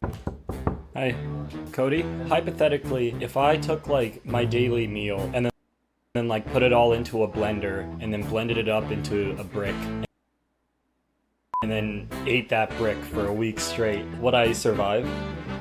So diet maxing, we're food efficiency maxing now. We're just going to blend everything we eat in a day and then only eat that. I mean, nutritionally, that would be perfectly fine, right? Who did that? Don't we know somebody that did that? I feel like there's a streamer that I know that tried to, like, diet max and ate, like, food blocks for, like, a week. And that's just gross to fucking, dude, because what meal could you blend up into a brick with, like, water and it not be gross? I think you could do a brick of, like, protein powder and, like, fruits, and you could make something like a meatloafy brick that would be okay. But any regular meal, you're not blending up and that being good. Hamburger, well, now you're just saying already ground beef. Protein powder, fuck you, I stuttered. And probably I'm gonna die at 23. What would be the best one meal to blend? Like a chicken Caesar salad, maybe? No. I feel like a full meal of, if you blended, like, eggs, a meat, fruit and vegetables, and water, you would be fine. But I don't think any combination of those things would be at all appetizing. Eating is way too complicated. Imagine a world where everyone just ate one thing. No more thinking of meal prep, no more doing dishes or cooking. Now imagine bricks. Imagine if everyone just ate bricks instead of food. I'm imagining it right now. It feels so good. I'm getting so bricked up. For the next 7 days, I'm gonna be eating only bricks of food. But what do I put inside of that brick exactly? Well, how about I ask my... That is fucking... I'm gonna ask ChatGPT. Hello, ChatGPT. I am diet maxing, and I would like to get all of my needed nutrition in a day in one brick of food, but I also don't want it to taste like poop. Any Rex? Question mark. Love the ambition. That's some next level biohacker / efficiency core energy right there. Crying emoji. If you're trying to get all your nutrition in one brick of food, basically a complete meal compression into a bar, you have a few good paths depending on your goals. Here's a breakdown. You could do the Huel Complete Nutrition Bar, good macros. Dude, they're just recommending fucking Soylent. Jimmy Joy Plenty Bar Soylent squared in meal squares. Bro, if you want to make it yourself, here's a great formula. You need 150 grams of oats, 80 to 100 grams of whey isolate, 50 grams of peanut butter and flaxseed, multivitamin powder, honey, cocoa powder, vanilla, and cinnamon. That actually doesn't sound that bad. I don't think that's going to give you all of your nutrition in a day, though. Like, after a week, you would start having, like, fucking deficiencies in vitamins. My best friend roommate who's studying to be a doctor. There's something called, like, the perfect plate. Are you FaceTiming someone right now? Yeah. Is this like... Can I blend 4 cheeseburgers down? That's not even funny. I'm imagining the kid that typed that. All I eat is fucking cheeseburgers. Am I able to just like blend that into a? I think that would be pretty good. Science, or is this like this is like science. This is Canadian government website. Damn. That place got me. That plate has got me bricked up, bro. Like the vacuum going in the back. Following this conversation, I genuinely did about like 3 days worth of research to come up with the following recipe. For carbs, we have 9 cups of oats, 14 sweet potatoes, and 4 cups of whole wheat flour. For protein, we have 2 kilograms of tofu, 28 eggs. Yes, this genuinely took me 28 eggs and 2 kilograms of fucking tofu. 3 days to come up with, and 1 cup of chia seeds. For fats, we have 3 avocados, 2 cups of walnuts, half a cup of olive oil, and for just about everything else, I think the avocados are currently ruining this. I think the avocados are throwing off the vibes. Even though I do like avocado, I think that's ruining. 14 cups of ruining this. Spinach, 7 carrots, lots of salt, and 7 teaspoons of spirulina. I'm gonna blend this all in with about 16 ounces of almond milk, and if you want to know what the procedure looks like, it's just you just got to do a little. Like a... Oh, dude, it being green is really off-putting. This looks like a bear vomited salmon. It being green is gross. What color? I would probably put food dye in it. What color would make it most appealing? Honestly, I feel like a brown would be like a chocolate brown. It would look more like poop, but I feel like that would get it out of my brain. Bear vomited salmon. Wait till I add the 28 eggs.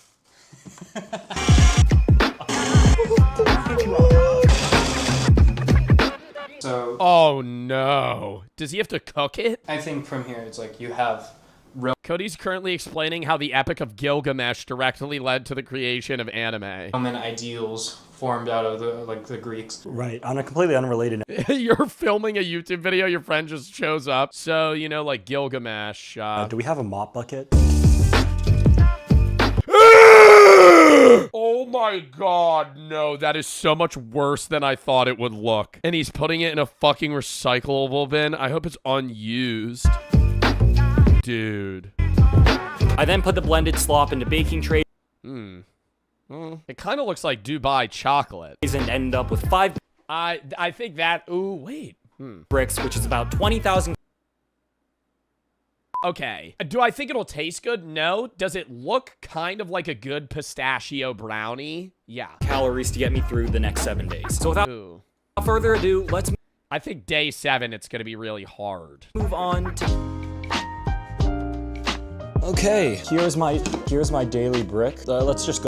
He only has to eat 1 per day. If he only has to eat 1 per day, that is actual full-on fucking diet maxing. There's no way that's 2,000 calories plus. Go for it. Let's. It tastes like just like someone took a normal meal and then pre-chewed it and then spat it into my mouth. The brick didn't. And you didn't gag? Didn't taste too bad at first, but after about a meal and a half, I realized that no, it really does. It tastes like shit. I cannot. Oh no. Describe to you how much the flavor is reminiscent of vomit. So I tried. Oh. Like just a weird mix of, because vomit is like half digested food, but it's also basically just like blended food. Like it's just a weird mix of stuff that you've eaten over the last day. Do you think you would get used to it though? Like how many days of doing this would you just not care anymore? At some point, bro, like a week in, you would be like, this is better than eating regular food. Not better in the sense of enjoyable, but like you could be like, damn, I haven't eaten today. House the brick in 2 minutes, and then you're fucking good to go for the next 6 hours. Trying it up to see if that would make it taste better, and I'm censoring this because it quite genuinely looks Oh, he cooked it? like I shat into the pan. And no, it just tastes like the same thing, but hot. So now it's like fresh vomit, I guess. This made day 1 easily the hardest day of the challenge, and it gets easier later on, and you'll see how it gets easier on... I feel like, do you think frozen would be better? Like a frozen brick of blended food? I don't know, maybe refrigerated, like on the brink of being frozen. On day 2, I had a bite of the brick, and I thought, hell no, I can't do this. So I had 2 options here. I could either scrap the video altogether, or I could come up with some way to make this easier for me. Which is why at this point in the video, I allow myself 1 topping. Dude, one topping, brother, sriracha. All over. Anything that tastes like fucking shit, make it really spicy, and it's immediately good. That is like the fucking life hack. You ever see like street food vendors that'll do that? You just make anything really fucking spicy. It's just so good. Maybe not the best thing you've ever had. It's tolerable. For the rest of the challenge. Mayonnaise. I think mayonnaise would bring this down. I don't think mayo's saving this brick. But to decide which topping I would be using, I would have to go through some trial and error. So in front of me right now is my daily brick. Pickles. I think Frank's Red Hot, pretty good. Soy sauce, all right. Vinegar, no. Along with every condiment that I could find in my house. I'm gonna try them all, and I'm gonna rate them 1 to 10. 3, 3.5, 6, 5, 7. Peanut butter was good. Chili oil's good. 3, 4, holy shit, 9. Kimchi is good on the brick. I mean, there's a lot of tofu and egg. 7, 2, 3, 5, 2. That's a 9. Hot sauce! Oh no, the kimchi one? Fuck. I was gonna say hot sauce was a 9. That's goated though. 5, 2. That's a 9. Hot sauce, bro, because hot sauce is if you put hot sauce on something, it is the forefront flavor of the food you're eating. The rest is just texture. And if the texture isn't gross and all you're tasting is Frank's Red Hot, you're going, huh, this is pretty fucking good. Well, isn't kimchi also spicy at times? Now, remember Cody from the beginning of this video? Yeah, it's also his birthday at the end of this week. So for the nights leading up to it, I thought I would do a good friend thing and I would make him some nice dinners. I'm probably gonna be frothing it. Oh, he's gonna be. My friend Cody's actually pretty busy, so I'm gonna give him a slice of my food brick. The mouth while making the food, but at least I can fatten up my roommate before I cook him into my evil stew.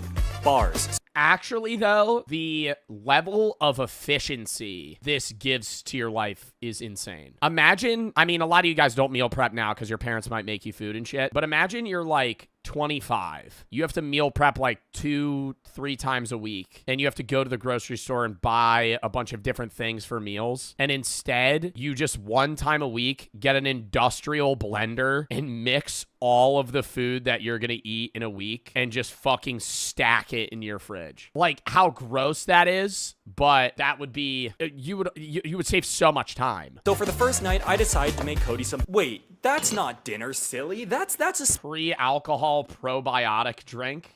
Sponsor of today's video, Z-Biotics. Okay, I have to tell you about this maybe I should have known about that before I fucking drank 23 margaritas. Product that I use before a night with drinks. It's called I think some of these products work, but the part of the problem is that a lot of the products that are like, hey, this will make you feel better when you're done drinking, then you just drink more. You know what I mean? Like, even if that's gonna settle your stomach or help, then you just drink more because now you feel better. Like, humans don't have limits. Humans, at some point, like some people do, but there's like a level of being drunk where you just don't stop drinking until you fall asleep. Not everybody has that. A lot of people at bars, it's like you're so drunk you just keep saying yes to drinks. So if you're on something that's going to make that so you have even a higher of a limit, I feel like, alcohol.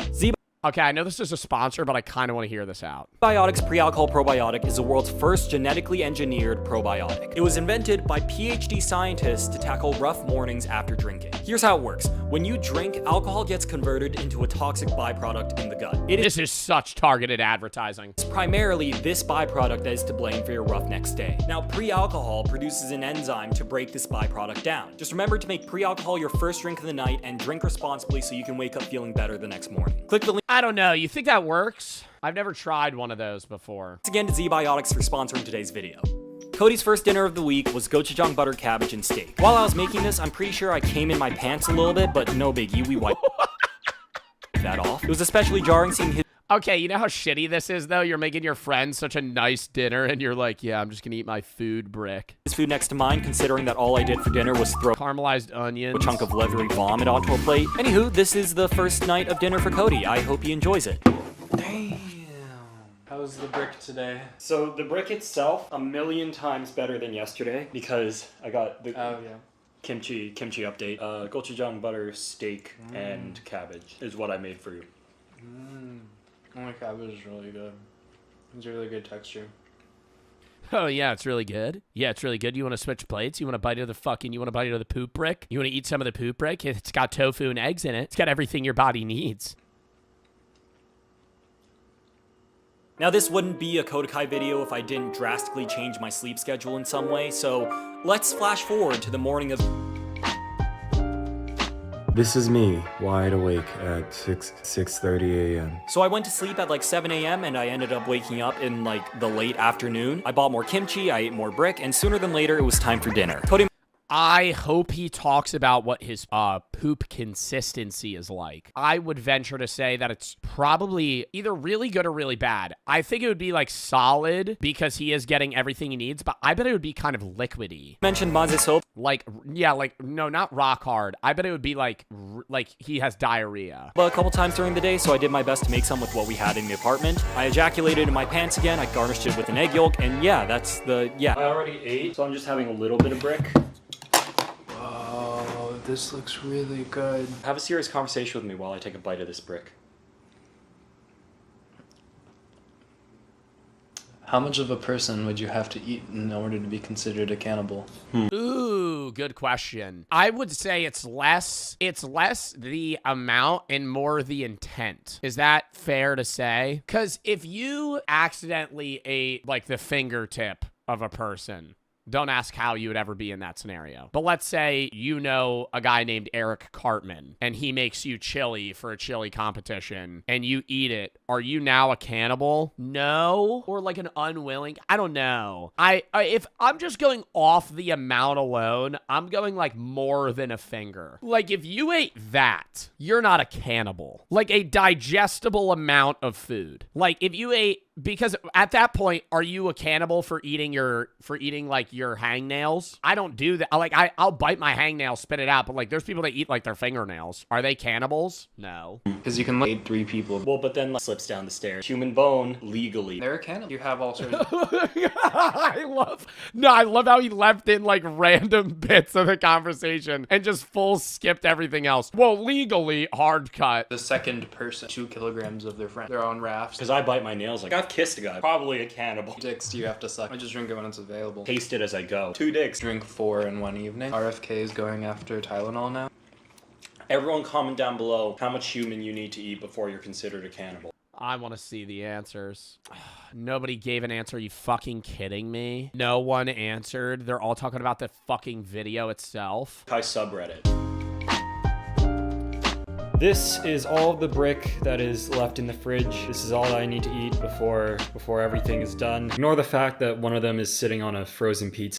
They all look really different. Like this brick looks more appetizing than this one. This one has chunks of food in it. And what do you think that chunk is? I hope like tofu maybe, or like part of the egg. Fun fact, when you eat healthy food, you end up feeling healthy.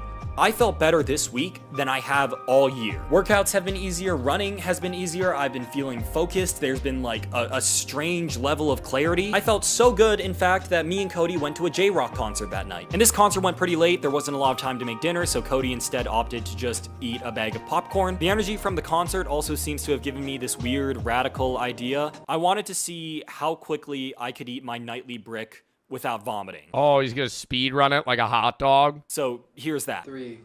Oh my 2, 1, start. Ooh, it's a lot softer than I thought it would be. Oh, is I'll let you stop the timer when you're done. Minute 36 and a minute 36. Dude, that is top 10 worst years in human history. Around for roughly 200,000 years. And honestly, most... Let me guess a few of them. Something with the Black Plague. World War II when the bombs dropped. In human history, I was going to say in history, probably when the meteor hit the dinosaurs. Humans weren't around then. 2008. Why? The housing market crash? Y2K when the world didn't end.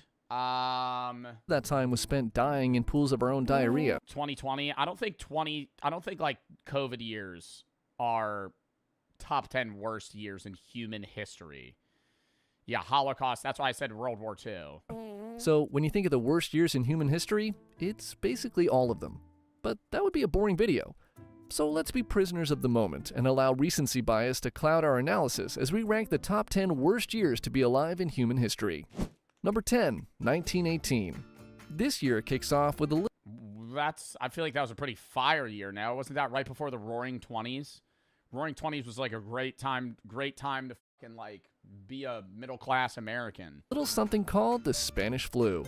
Unless you were black or a woman or a minority or a non-white man or disabled. Okay, so maybe it wasn't a great time to be alive during the 1920s. Surprisingly, this flu wasn't or gay. Yeah, okay. Actually from Spain, but it was still no bueno. Exact numbers for the death toll are kind of hard to pin down. Oh, Spanish flu. But estimates range from 20 to 50 million human deaths globally. The Spanish flu was 50 million deaths. How many people died from COVID? 7.1 million. Wow. So Spanish flu was like 6 times that? No, 7 point something times. Particularly deadly for 2 reasons. 1, it was a brand new strain of the flu, and 2, the conditions of the Great War made it so much easier for the disease to spread. Soldiers returning home brought the flu with them, infecting people in remote areas who had no immunity to the virus. What was extra special about the Spanish flu was that it was unusually deadly for young adults compared to other flu viruses of the time, leading to a significantly higher death toll. This disease... Chat, if you got the Spanish flu, do you think you would eat that shit? I think I got a pretty weak immune system when it comes to, like, big illnesses. I had COVID twice, and I was fine. But that was COVID. Spanish flu, like, part of me... Okay, I would never want it, but part of me is like, would I die with the Black Plague? Yeah. Yeah. No modern medicine, right? Like, let's say you get the Spanish flu, but you're not allowed to take, like, Advil, Tylenol, nothing. Like, you're just you're ripping it. You know, like, you're lasting that shit out. It's wraps. Most of us are dying. It was terrifying for doctors. Black Plague has to be on this. The Black Plague was so bad that people thought it was an evil that brought the end of the world, bro. That many people fucking died. There were bodies in the streets, piles of dead people. When the Black Plague was like the devil himself coming back to Earth, bro. Like a third, it was a third of Europe. I'm pretty sure it was more than a third of Europe. I think it was maybe a third of Europe as a whole, but a ton of, like, certain areas, like, almost everybody died. How many people in Europe died of the Black Plague? 50 million people, but this was in the 1300s. So 50 million people in the 1300s is way more than the 1900s. 30 to 60% of the continent's population of Europe died. Florence, for example, lost up to 60% of its population, similar to London. So, like, heavily populated cities lost, like, more than half of their people. Just because of how quickly it spread, or how quickly their It was a third of the world. That's what it was. Patients died, but the process of how people died from it. Heliotrope cyanosis was a symptom of the Spanish flu, where a patient's skin would slowly turn purple as their lungs filled with fluid, preventing them from getting enough oxygen into their bloodstream. The blue/purple color would start in their lips and fingers, but eventually spread across their whole body as they neared death. After the patient passed, their entire body would then quickly turn from purple to black. Truly horrific stuff. To make matters worse, 1918 was also the final year of World War I, which saw another 5 million global casualties and made most of Europe no fun. Also in this year, you had the Russian Revolution going on, which ended the House of Romanov for good with the assassination of Nicholas II and his family this year. This revolution allowed Vladimir Lenin to take power, where he established a totalitarian dictatorship that oversaw the mass killing of political dissidents. The revolution was marked by brutal civil war and famine, which killed millions more. And finally, the Treaty of Versailles was being drafted, which, while not initially terrible, put Germany in a super bad mood that had some pretty major downstream consequences. But more on that later. Number 9, 1492. What happened in 1492? I feel like there's a gap. I feel like there's a gap in human knowledge. Like, most humans know a lot of shit that happened between 1800 and, like, today. And then you know a little bit about the 1600s and, like, Jamestown and, you know, fucking witch trial shit, blah, blah, blah. You know, you could even go back to, like, certain, like, poets or people that were alive, like musicians in, like, 1300s. 1492, oh, Columbus. Columbus sailed the ocean blue in 1492. Ooh. That one slipped the brain for a minute there. Yeah. We all know in 1492, Columbus sailed the ocean blue. But by doing you gotta say the rhyme for me to know. You can't just show me the date. that, Columbus also opened up a portal to hell for nearly everyone who is currently living in the Americas. Yo, that motherfucker was a horrible person, bro. They don't teach. Yo, they deadass didn't teach. I feel like now they probably do. I remember when I was a kid, bro, they did not teach about Columbus being a horrible person. They were like, Columbus founded the Americas. That motherfucker lied to the Native Americans and said that the fucking moon was gonna, or the sun was gonna disappear, or the moon was gonna disappear. They lied. He was like, hey, the sun's gonna disappear if you don't fucking give us food. And they were like, no, it won't, because who the fuck would believe that? And he just knew knowledge about astronomy, and he said his god was more powerful than theirs. And then there was a fucking solar eclipse, and the sun disappeared. And then they fucking gave him all their food, and then died. Every indigenous person that came in contact with the Europeans. I thought he said the moon would be of blood. I'm pretty sure he just predicted a solar eclipse. Yeah, in 1504, there was a total lunar eclipse. Oh, lunar eclipse. During his fourth voyage, Christopher Columbus induced the inhabitants of Jamaica to continue provisioning him and his hungry men, intimidating them by predicting a total lunar eclipse. Some claim Columbus used the ephemeris of the German astronomer, but Columbus himself attributed the prediction to the Almanac of Abraham Zacuto. He got beached, blah, blah, blah. They needed food. They couldn't give it to him. And then he, like, basically just, like, settler was lied either to them. He would also, like, you know, do some pretty fucked up shit in general. Killed by a disease, killed in the slave trade, killed in war, or died of a broken heart. And while it certainly didn't all happen in 1 year, the introduction of European settlers to the Americas ended up killing 90% of the indigenous population. Even if it was a peaceful interaction, Europeans brought over diseases that the Native Americans hadn't encountered yet. And then they all died. Same thing with, like, a lot of encounters with, like, Amazonian, like, tribes. Like, you just, like, go see them. You could be peaceful, and then they're all just gonna get, like, fucking smallpox and die. Diseases like smallpox, measles, and influenza decimated communities that had no immunity to these foreign illnesses. I guess one could argue that the events of 1492 had positive effects. It was not peaceful. I'm saying there was multiple interactions. There were instances of peaceful interactions. Many were not. On much of humanity. Not with Columbus. I'm talking about, like, people just arriving to the Americas. Leading to the age of exploration and the eventual globalization of trade and culture that brought us things like pizza and chocolate. However, the near extinction of an entire continent civilization does put it on our list. Number 8, 2008. This is probably the housing market crash. I feel like we're jumping pretty heavily here. The housing market crash of 2008 was worse than smallpox. Height of recency bias, but and Vladimir Lenin. Who cares? It sucked. 2008 was the year the entire world realized that rich people just basically make up how much money there is. And for a number of reasons too complicated to go into in this video, something called Lehman Brothers went out of business, and then the entire global economy collapsed. Stock markets around the world crashed. The American auto industry nearly went belly up, and the cost of food and gas. And the bubble of borrowing money or having debt to buy assets is like what's happening right now with the AI bubble. I'm not trying to, like, make people panic, But the shit that happened right before the 2008 housing market crash, where people were taking on debt to buy houses and assets, is exactly what's happening right now with big businesses. So if it fails, they're fucked. Went through the roof. It was the worst financial crisis since the Great Depression, causing millions of Americans to lose their jobs and homes. Also, if you've ever wondered, why do houses cost so much these days? Well, in the aftermath of the 2008 mortgage crisis, new home construction basically stopped for about 10 years because nobody could get a loan. And since there wasn't a 10-year hiatus on unprotected sex, we now have way too many people and way too few houses. So thanks again, 2008, for still ruining all of our lives. What? China and Australia's economy actually grew during the Great Recession?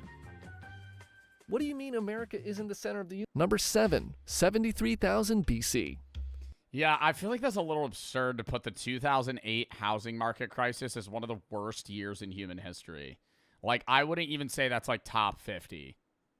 Like, you could say 30s was like the Great Depression, because that was bad for the world as well. Okay, so we're a little loosey-goosey on the exact year, but trust me, whenever it was bad. Rewind 73,000 BC. I love how we're jumping around history right now. We got Spanish flu, we have Christopher Columbus, 2008, and now 73,000 BC. Clock 70 or so millennia, and you'll witness what's known as a super Pompeii? When was Pompeii? Wait, is this Pompeii? Volcano eruption. No, Pompeii was not 73,000 BC. 73,000 BC, there wasn't fucking cities yet. When was Pompeii? That was probably like fucking 3,000 years ago. 79 CE, so 2,000 years ago. This particular event is known as the Toba catastrophe and is probably the thing Indonesia is second most famous for after Komodo dragons. This eruption set off a 10-year volcanic winter that nearly eliminated the entire human species. The Toba eruption released so much volcanic ash into the atmosphere that it blocked sunlight, leading to a drastic drop in global temperatures. The few survivors faced harsh conditions, with scarce food and resources, struggling to maintain their communities.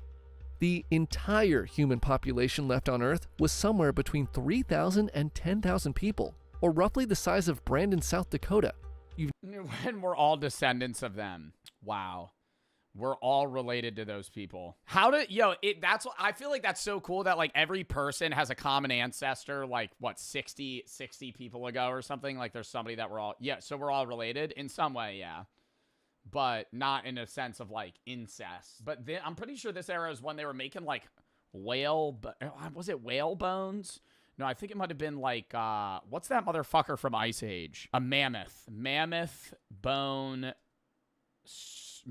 huts. Yeah, people used to live in this. Stuff that looked like this. Ukraine. Mammoth bone structure homes. This is like when it was like really fucking cold out. They would make shit like this out of just straight animal remains because it was so insulative.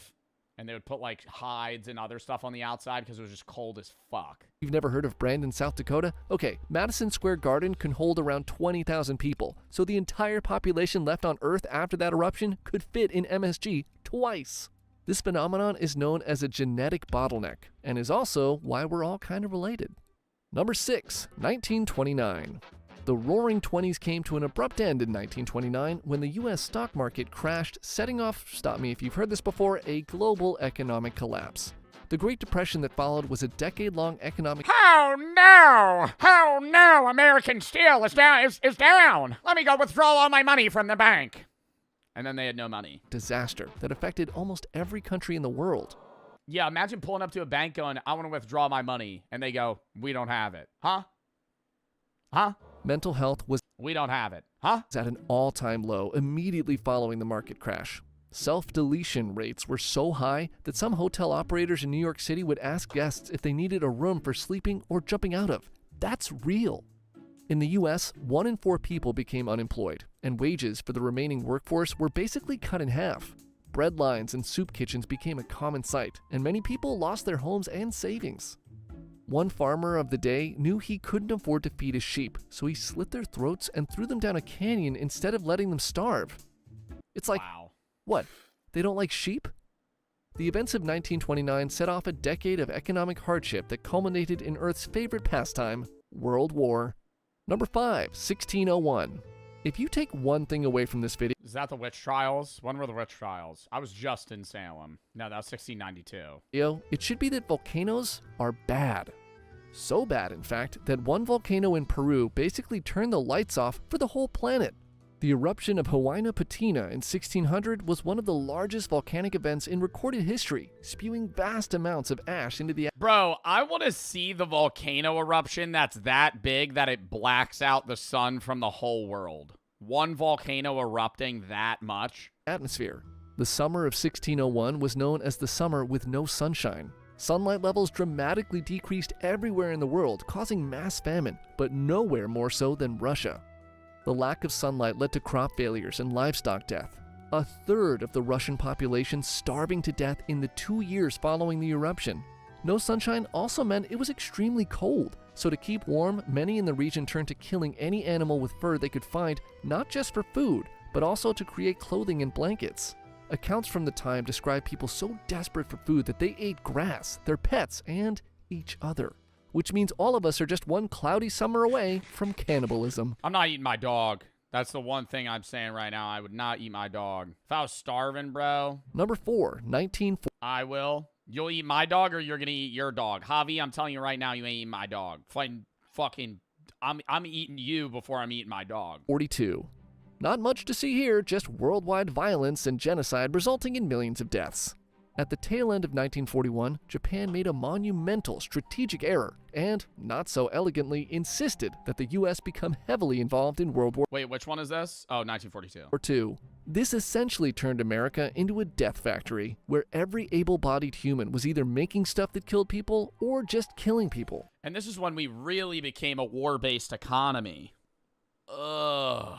The war effort mobilized entire populations, leading to the development of new weapons and technologies, including the Manhattan Project, which would cause all kinds of problems for future humans. Meanwhile, soldiers and civilians in Russia... And it was a like, the Manhattan Project was terrible, but, like, even if the Manhattan Project didn't happen, nuclear bombs would still exist, right? It was just who's the motherfucker to make it first. Like, nuclear bombs exist whether or not Oppenheimer makes it. Right. Like the Russians would have made the bomb. At some point, China would have made a bomb. Japan would have made a bomb. Somebody would have made a bomb. Russia and China were dying by the thousands every day. The brutal fighting on the Eastern Front and the Pacific Theater claimed millions of lives. Dude, I used to think that, I mean, it's kind of incomparable because it depends on the battle, but I used to think World War II, like battling in World War II would be like objectively worse than like trench warfare in World War I. But trench warfare is fucking... So, which jobs have the most psychopaths? Somewhere around 1 to 4% of the general population, but in some industries, they represent over 20%. If you thought they'd be busy managers, no. It's got to be like CEOs. Has the most. Streamers? Streamers probably has a pretty high rate of psychopaths, sure. Streamers, maybe social media in general. But I think like CEOs, CIA, yeah, like a lot of jobs that need like no empathy. Where you just, like, fire people, kill people, and not care, like... Working in dark alleyways, or cutting people up in basements, or chainsawing pretty young girls so you'd be safe in your smelly little office cubicle. You're wrong. Blackjack dealers. Blackjack dealers. 7-card 21. Good luck next time. Reshuffle the cards. You flip a fucking 2 queens. 2 queens, perfect pair. You didn't bet it. 20, I'll stand. You go. They're flipping a 6. They flip 6, 5, 10, 21. Bet again. You got an ace, 8, 19. Stand. They flip a 4. Or they have a 4. They flip 4, 3, 4, 11. Flip a 5. You go, oh shit, they got 16. Another 5. 21. Sorry, good. Better luck next time. Better luck next time. They're far more likely to be in corner offices on live TV or running for re-election. Because while some careers reward empathy and compassion, others reward manipulation, power, and control. Let's quickly understand what a psychopath is, and then dive into jobs that attract the most psychopaths. Making meme coins. That's in the modern world. Psychopaths aren't just like the villains in movies. More often than not, they're high-functioning professionals living right next to us. Psychopathy is defined using the Hare psychopathy checklist, and it splits psycho traits into two major categories. We've got interpersonal and emotional traits, and we've got behavioral traits. Psychopaths have a major lack of empathy, absolutely no remorse, they're pathological liars, they're superficially charming, and they'll manipulate you in any way they can. They're also highly impulsive, thrill-seeking, irresponsible, often highly ambitious, and chronic rule breakers. In practical terms, a psychopath can fully understand what they're doing is harmful, they just don't care. Neuroscience studies back this up too, showing they're simply built different. Their amygdala, which processes empathy and fear, runs on low power mode. You put that kind of person into the workplace and what happens? You suddenly have a predator in an environment built for cooperation. They play office... Well, they would still experience fear in some way, right? I never knew that psychopaths have a lower level of empathy and fear. But could you have the reverse? Like, who's the guy that climbs those towers? You know what I'm talking about. He free climbs towers in cities. What's that guy's name? Alex Honnold. Is Alex Honnold a psychopath? I don't know.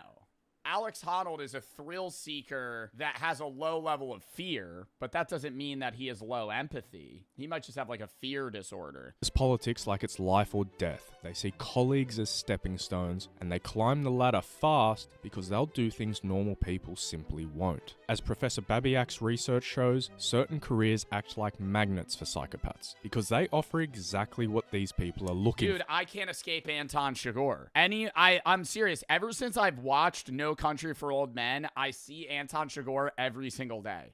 Every single day, I see Anton Chigurh. He's like the most popular figure in my day-to-day life. For status, power, and the... Who is that? This guy. Anton Chigurh is a character in No Country for Old Men. He's a psychopath. Because they offer exactly what these people are looking for. Status, power, and the ability to control others. So, yeah, it's usually like higher power positions. That's why like CEOs are a higher percentage of psychopaths. They're not 80%. It's just like there's a higher...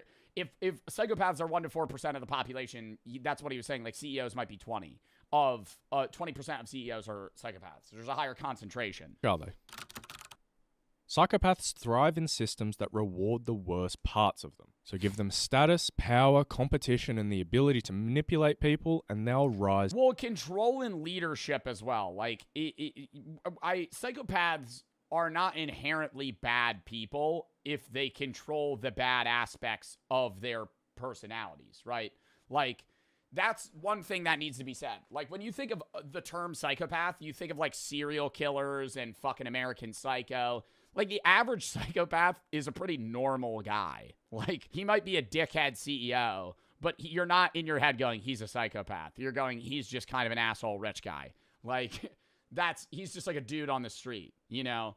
Like, I think we're, like, mapping it up as these psychopaths need power and control. It's like, no, realistically, they kind of just, like, control employees, push out other competition, step on people, low ball competition, right? Like, they do day-to-day shit that, like, feeds that, but it's not like, oh, they need to fire someone every day and fucking stomp out small businesses to have feeling. To the top. We're going to dive into the 10 careers where you can statistically find the most amount of psychopaths. These rankings come from psychologist Dr. Kevin Dutton. Number 1, plumbers. Research into psychopathy in the work. Just some random fucking job. I feel like if we're going through 10 of them, there's going to be one that I'm like, oh, really? Oh, really? Ooh, police officers. Yeah.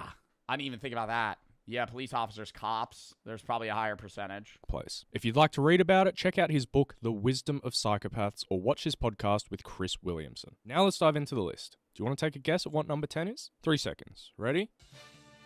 Okay, well, see, here's what I'm pausing. Because number 10, like, I think I could guess jobs that are on the list. I think CEO's number 1. But, like, number 10, something that has, like, fractionally more psychopaths. Managers. Not a CEO. A manager. A manager of a local McDonald's. He's a power-hungry psychopath. He loves making you clock into your 9 to 5. He gives you the days that you don't want to work. He makes you come in. You guessed it, priests and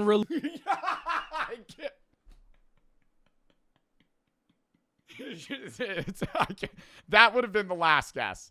That would have been the last guess, right, priests? Religious leaders. Just kidding. They're actually number 8 on the list. Oh, fucking hell. What the Number 8 is priests? What? We'll be diving into them a little later. First up, we've got civil servants. More specifically, we're talking about those roles where they're like the fake police. Parking ticket officer, welfare case manager. Just fiending on that fucking power, man. Oh, you're fucking 6 inches too close to a fire hydrant. Ticket. Some fat, miserable, blue-haired bitch at the DMV. Whoa. That kind of role. Why do psychopaths like these roles? Supposedly 3 reasons. Whoa, 1, settle down. rule-based power. So authority is baked into the job. 2, low transparency. Everything's hidden behind Side note, side conversation. That was a little crazy. I saw somebody say that in my Walking Dead playthrough, I'm like overly sexist and I use the term bitch too much.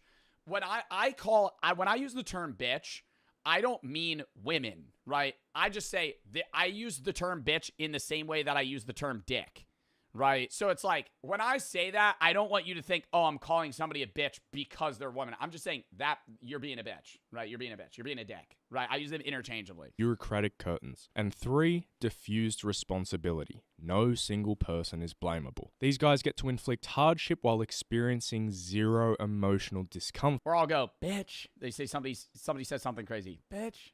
Because policy provides the moral cover. I'm not denying you. I gotta rewind. No single person is blamable. These guys get to inflict hardship while experiencing 0 emotional discomfort because policy... Oh, you're here for a new ID? Do you have your 6 points? Ooh, that's only 5. Well, I drove 30 minutes to get you. Ooh, you're gonna need your birth certificate. Sorry. provides the moral Adrenaline coursing through their body. cover. I'm not denying you healthcare. The system is denying you healthcare. Dr. Kevin Dutton describes this category as everyday authoritarianism. People who... No, the DMV is really a dystopia. The DMV is like gray. They have those shitty hospital lights. It's just like 3 TV screens with like B22. Like you're playing bingo, but you're just sitting in a fucking shitty plastic chair waiting for your name to be called. enjoy enforcing structure, not because it helps society, but because it gives them dominance. In other words, psychopathy thrives in organizations where human suffering becomes just procedure. Anyways, on to number 9, which might surprise you quite a bit. Chefs. Not only are they idiot sandwich Head chefs. Yeah, Gordon Ramsay. I think Gordon Ramsay puts it on for show, though. But that's not that surprising. I feel like civil servants surprise me more than chefs. Yeah, that's not that crazy. they are psychopaths. My dad's a chef. Okay, but you got to keep in mind this video means the highest percentage of psychopaths. Just because your dad's a chef doesn't mean he's a psychopath. It just means there's like, 8% of chefs are psychopaths, which is higher than the average population. Pathic idiot sandwiches. Kitchen culture is brutal. High stress, long hours, sharp knives, Ooh, the bear. fire everywhere. Chefs operate in an environment where perfection is expected and mistakes are punished instantly and aggressively. What kind of personality thrives in that kind of environment? The kind who doesn't crack under pressure, who can bark orders without caring who they offend. Someone who sees people as tools to get the dish out fast. I'm not saying Gordon Ramsay's a psychopath, but maybe his mentor Marco Pierre White might be. No, I didn't make Gordon Ramsay cry. He made himself cry. And now on to number 8. Priests and I didn't make him cry, he made himself cry. Wow, holy term. religious leaders. In theory, these guys should be the most empathetic and compassionate in society, and a lot of them are. But research shows psychopathy often thrives wherever there's power without oversight, automatic trust, and access. Yeah, I mean, I wouldn't have expected to say priests and religious leaders, but it's not shocking that a small percentage or a higher percentage of priests are psychopaths. Because it's like, if you're a priest, you could use your power in the worst possible way. Like, you have a following of people that, like, beckon to your call. Like, they literally follow you. Obviously, they follow God, but follow God through your word. Like, they go to your church. They listen to you preach. Like, you can mind meld them to whatever you want. To vulnerable people, and religious roles often provide all 3. Kevin Dutton's pointed out that spiritual authority can often become psychological authority, and some individuals exploit that. Honestly, if you want the perfect example of a crazy psychopath within religion, look no further than Kenneth Copeland. Oh my god, that motherfucker, dude. Well, the jet was so cheap I had to buy it. Don't you say that to me, you devil worshiper. Oh my god, it's like, dude, you own like fucking 9 mansions. what happened to being like frugal? You know, what happened? It's like he literally preaches the exact opposite of what he practices. That's the thing, though. It's like, even though I'm not religious, I feel like me as a non-religious person and religious people all agree that like televangelists that just make millions of dollars and spend it on anything are like literally practicing the exact opposite of what they're saying. It's like so weird. Like, have you seen that one televangelist brag about his mansion he was preaching and he was bragging about his mansion for like 5 minutes. He's just like, yeah, I got like 9 bedrooms. And he's like, I say it's like my humble abode. He like calls it some weird term. It's like the house of dreams. I'm like, why are you calling it that? It's so weird. COVID-19! COVID-19! Net worth in the hundreds of millions of dollars, straight up demonic eye. That video's so creepy. And supposedly spends disaster relief funds on repairs to his own private jet. It's easier for a camel to go through the eye of the needle than for a rich man to enter into the kingdom of God. Well, see you in hell, Kenny boy. Now on to number 7. The idiots we have running our countries. Politicians. Surprised? No, not at all. I think that's like the most obvious one. Yeah, me neither. If you take the traits of a psychopath, manipulation, charm, deceit, total lack of empathy, power, status, and zero accountability, and then you build a job description around it, you'd end up with Member of Parliament. In my video about Congress, we touched on how a massive part of their job is campaigning. Well, campaigning is basically just straight up manipulation. You lie to win affection, you make promises. Every politician, bro. I'm gonna do this. They don't do that. You'll never keep. I'm going to do that. Are you tired of this? Yes. Well, I'll change it. They don't change it. You convince people that you alone can fix the mess you helped create. Remember when Trump said he was going to release the Epstein files no matter what, and it was a massive part of his campaign? How'd that one work out for us? In a 2014 study out of Oxford, nearly 1 in 8 politicians displayed clinically significant psychopathic traits. In the general population, it's somewhere between 1 in 100 to 1 in 25. I feel like it's higher in politicians, but it's like a toss of a coin, man. It's like so hard. Like, they're like, using the thing again, they're like, did technology wipe out serial killers? We were talking about that the other day, about how, not even with serial killers, bro, murdering somebody today, not impossible, but really hard. Like, if you were alive in the 1800s, you could have just walked up to somebody, shot him in the face, and left. Not even hidden the body. You could have your fingerprints all... How do you know? Because there's cameras everywhere. And forensics. If you were alive in the... Bro, people always glaze, like, some serial killers that were alive in, like, the 1700s. I'm like, yeah. I don't even like that, using the word term glazed, because they were serial killers. But people will be like, they were so sneaky. So sneaky? If you were a serial killer in the 1700s, 1800s, you could walk up to somebody, stab them, walk away, have blood, piss, urine come anywhere over. They have no idea. If nobody saw the guy that killed him, they just go, I don't know, dude. It was dark outside. And then you move on. Why did the so-called golden age of serial killers come to... All right, I don't want to call it golden age of serial killers. Like we were in the Renaissance. ...such an abrupt end? Maybe because the world changed. Because the net closed in. Because cameras went up, databases went live, phones started ringing 3 digits instead of 10, 911. And the internet connected everything. See, the monsters didn't stop. The world stopped letting them move. Did technology kill? There's still serial killers that exist. I'm pretty sure the U.S. has like an estimated... Yeah, the U.S. estimated at... The FBI has previously estimated as many as 500 serial killers are active in the United States. More accurate sources suggest a limited number of 20 to 25 or 20 to 50 active serial killers at any given moment. There's serial killers active. But it's like not as many as there were back then. The serial killer? Welcome to Breakfast Cereal. My name's Josh. If you've been following along, you know I've been building a series asking, where did all the serial killers go? What killed the so-called golden age of serial killers? You know, that strange, terrifying stretch in the 70s and 80s when it felt like Kemper, Berkowitz, and Ramirez were everywhere all at once.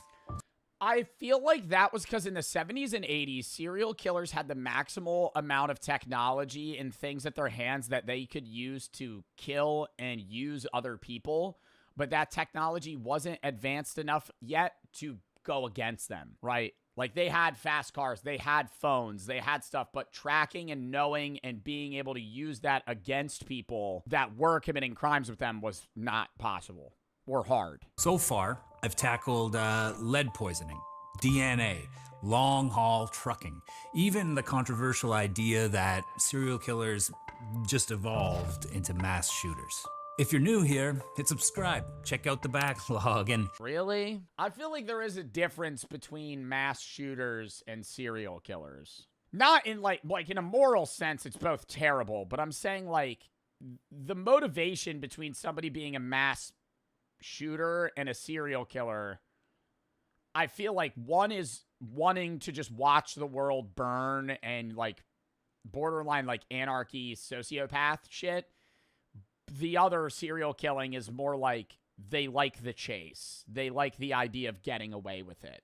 Mass killers aren't trying to get away with it. Like, they're just going in, killing people, and then either shooting themselves or getting taken down. Because honestly, that's where half of the real conversation happens. There are thousands of theories down there in some cases, and I love reading through. How many murders have you passed in your life? I think that's a statistic. It varies by person, but how many murderers does the average person walk past in their life? The average person unknowingly crosses paths with 16 to 36 murderers. But like that depends on your like where you are, who you are. Like if you live in New York City, it's probably higher. Through them.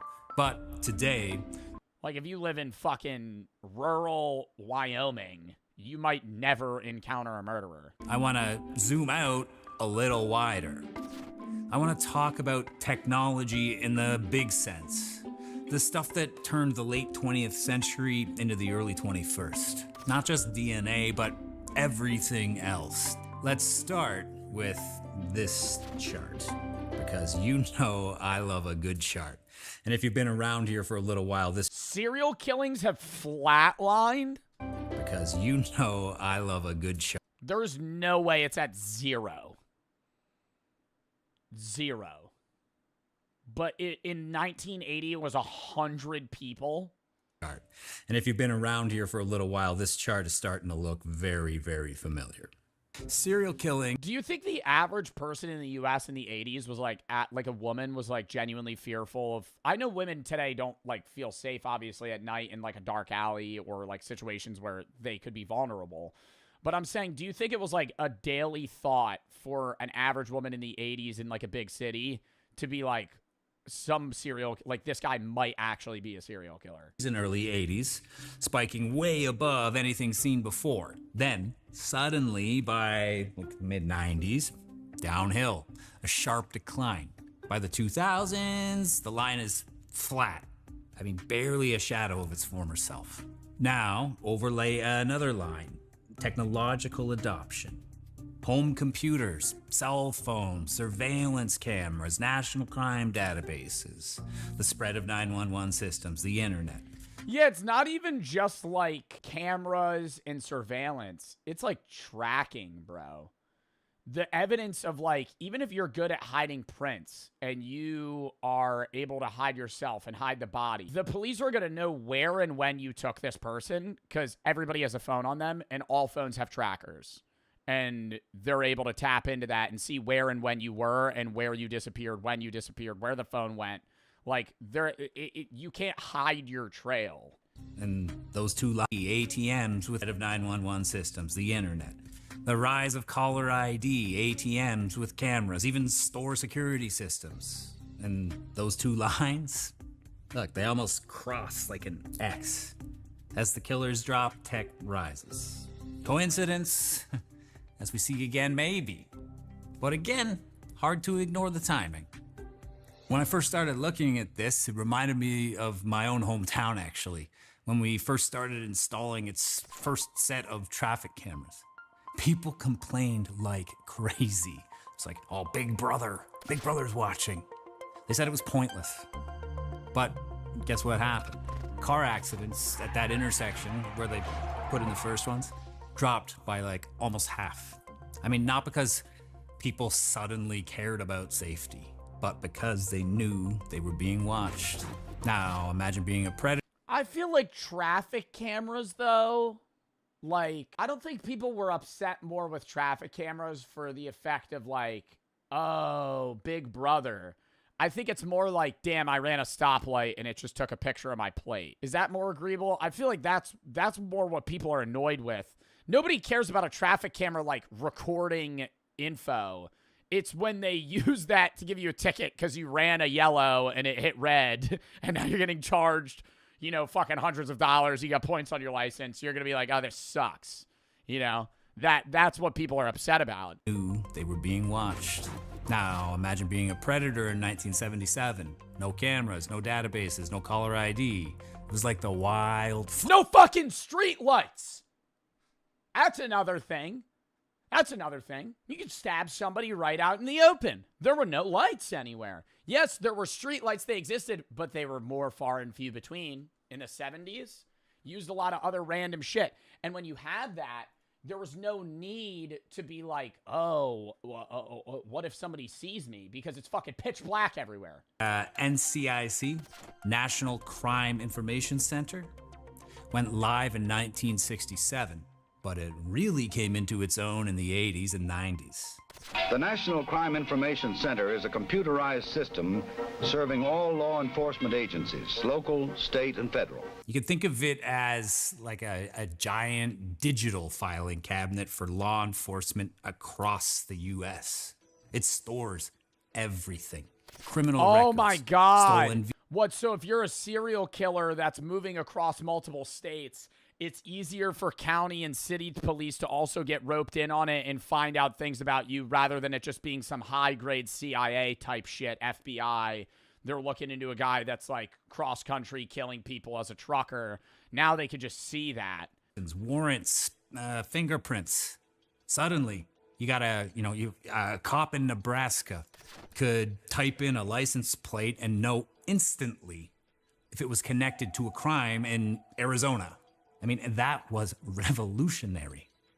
Then came VICAP, the Violent Criminal Apprehension Program, launched by the FBI in 1985.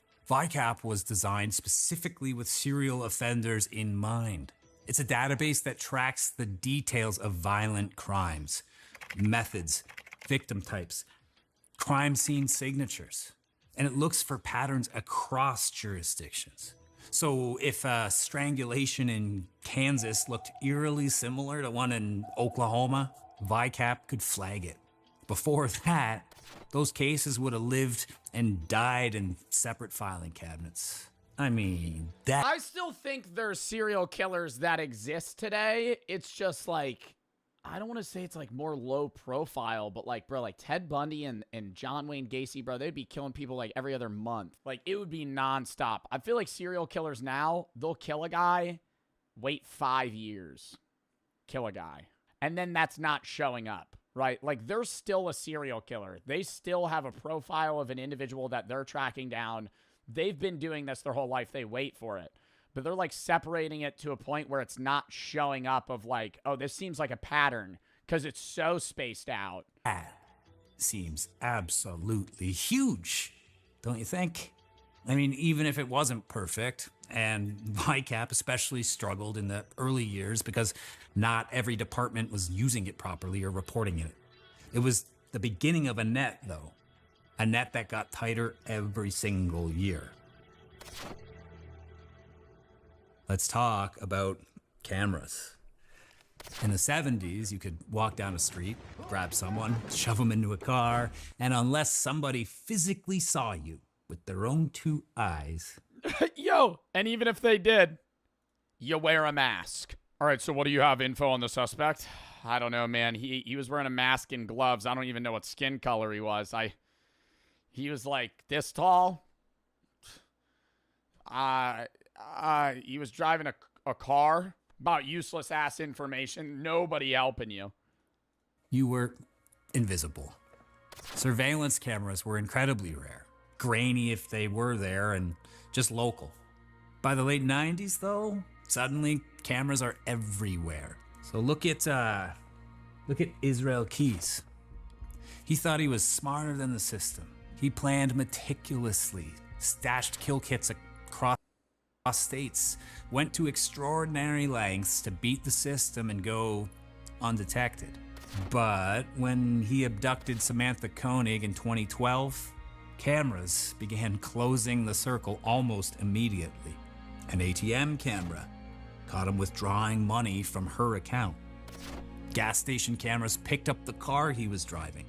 Each frame, each timestamp, stitched together his trail. Bro, that's why I really think, like, I don't want to say most, but I would feel like most or a lot of modern serial killers have to be either lawyers or, like, in law enforcement or tech, because they have to know everything. Like, I really think it would be like Dexter. Like, that's the only way that, because how do you just know this information? Because you would be like Googling stuff that would put you on a fucking watch list. Like, if you were actually trying to plan out like how to kill someone, you would just have to know it. Like, there would have to be a reason. In another era, he probably would have slipped through. So here's where I think about my own childhood again.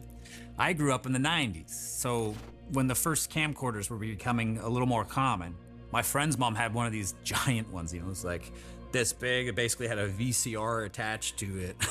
She'd bring it to our baseball games, and it looked like a news crew was showing up. But by the time I was in high school, cameras, they were getting smaller. We had digital cameras, right? Like those Canon Power Shots and stuff. And then now, bro, now it's like, yo, now they got the meta glasses, bro. You ain't even know if somebody's recording. You're a serial killer trying to like lure a guy and kill him, and he's like, hey, buddy, got the metas. Got the meta. Actually, I'm live on Twitch. I'm live on Twitch right now. 2 years later, of course, phones.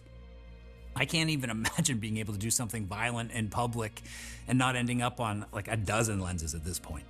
See, serial killers are predators of opportunity. Take away anonymity, and you're taking away half their hunting ground.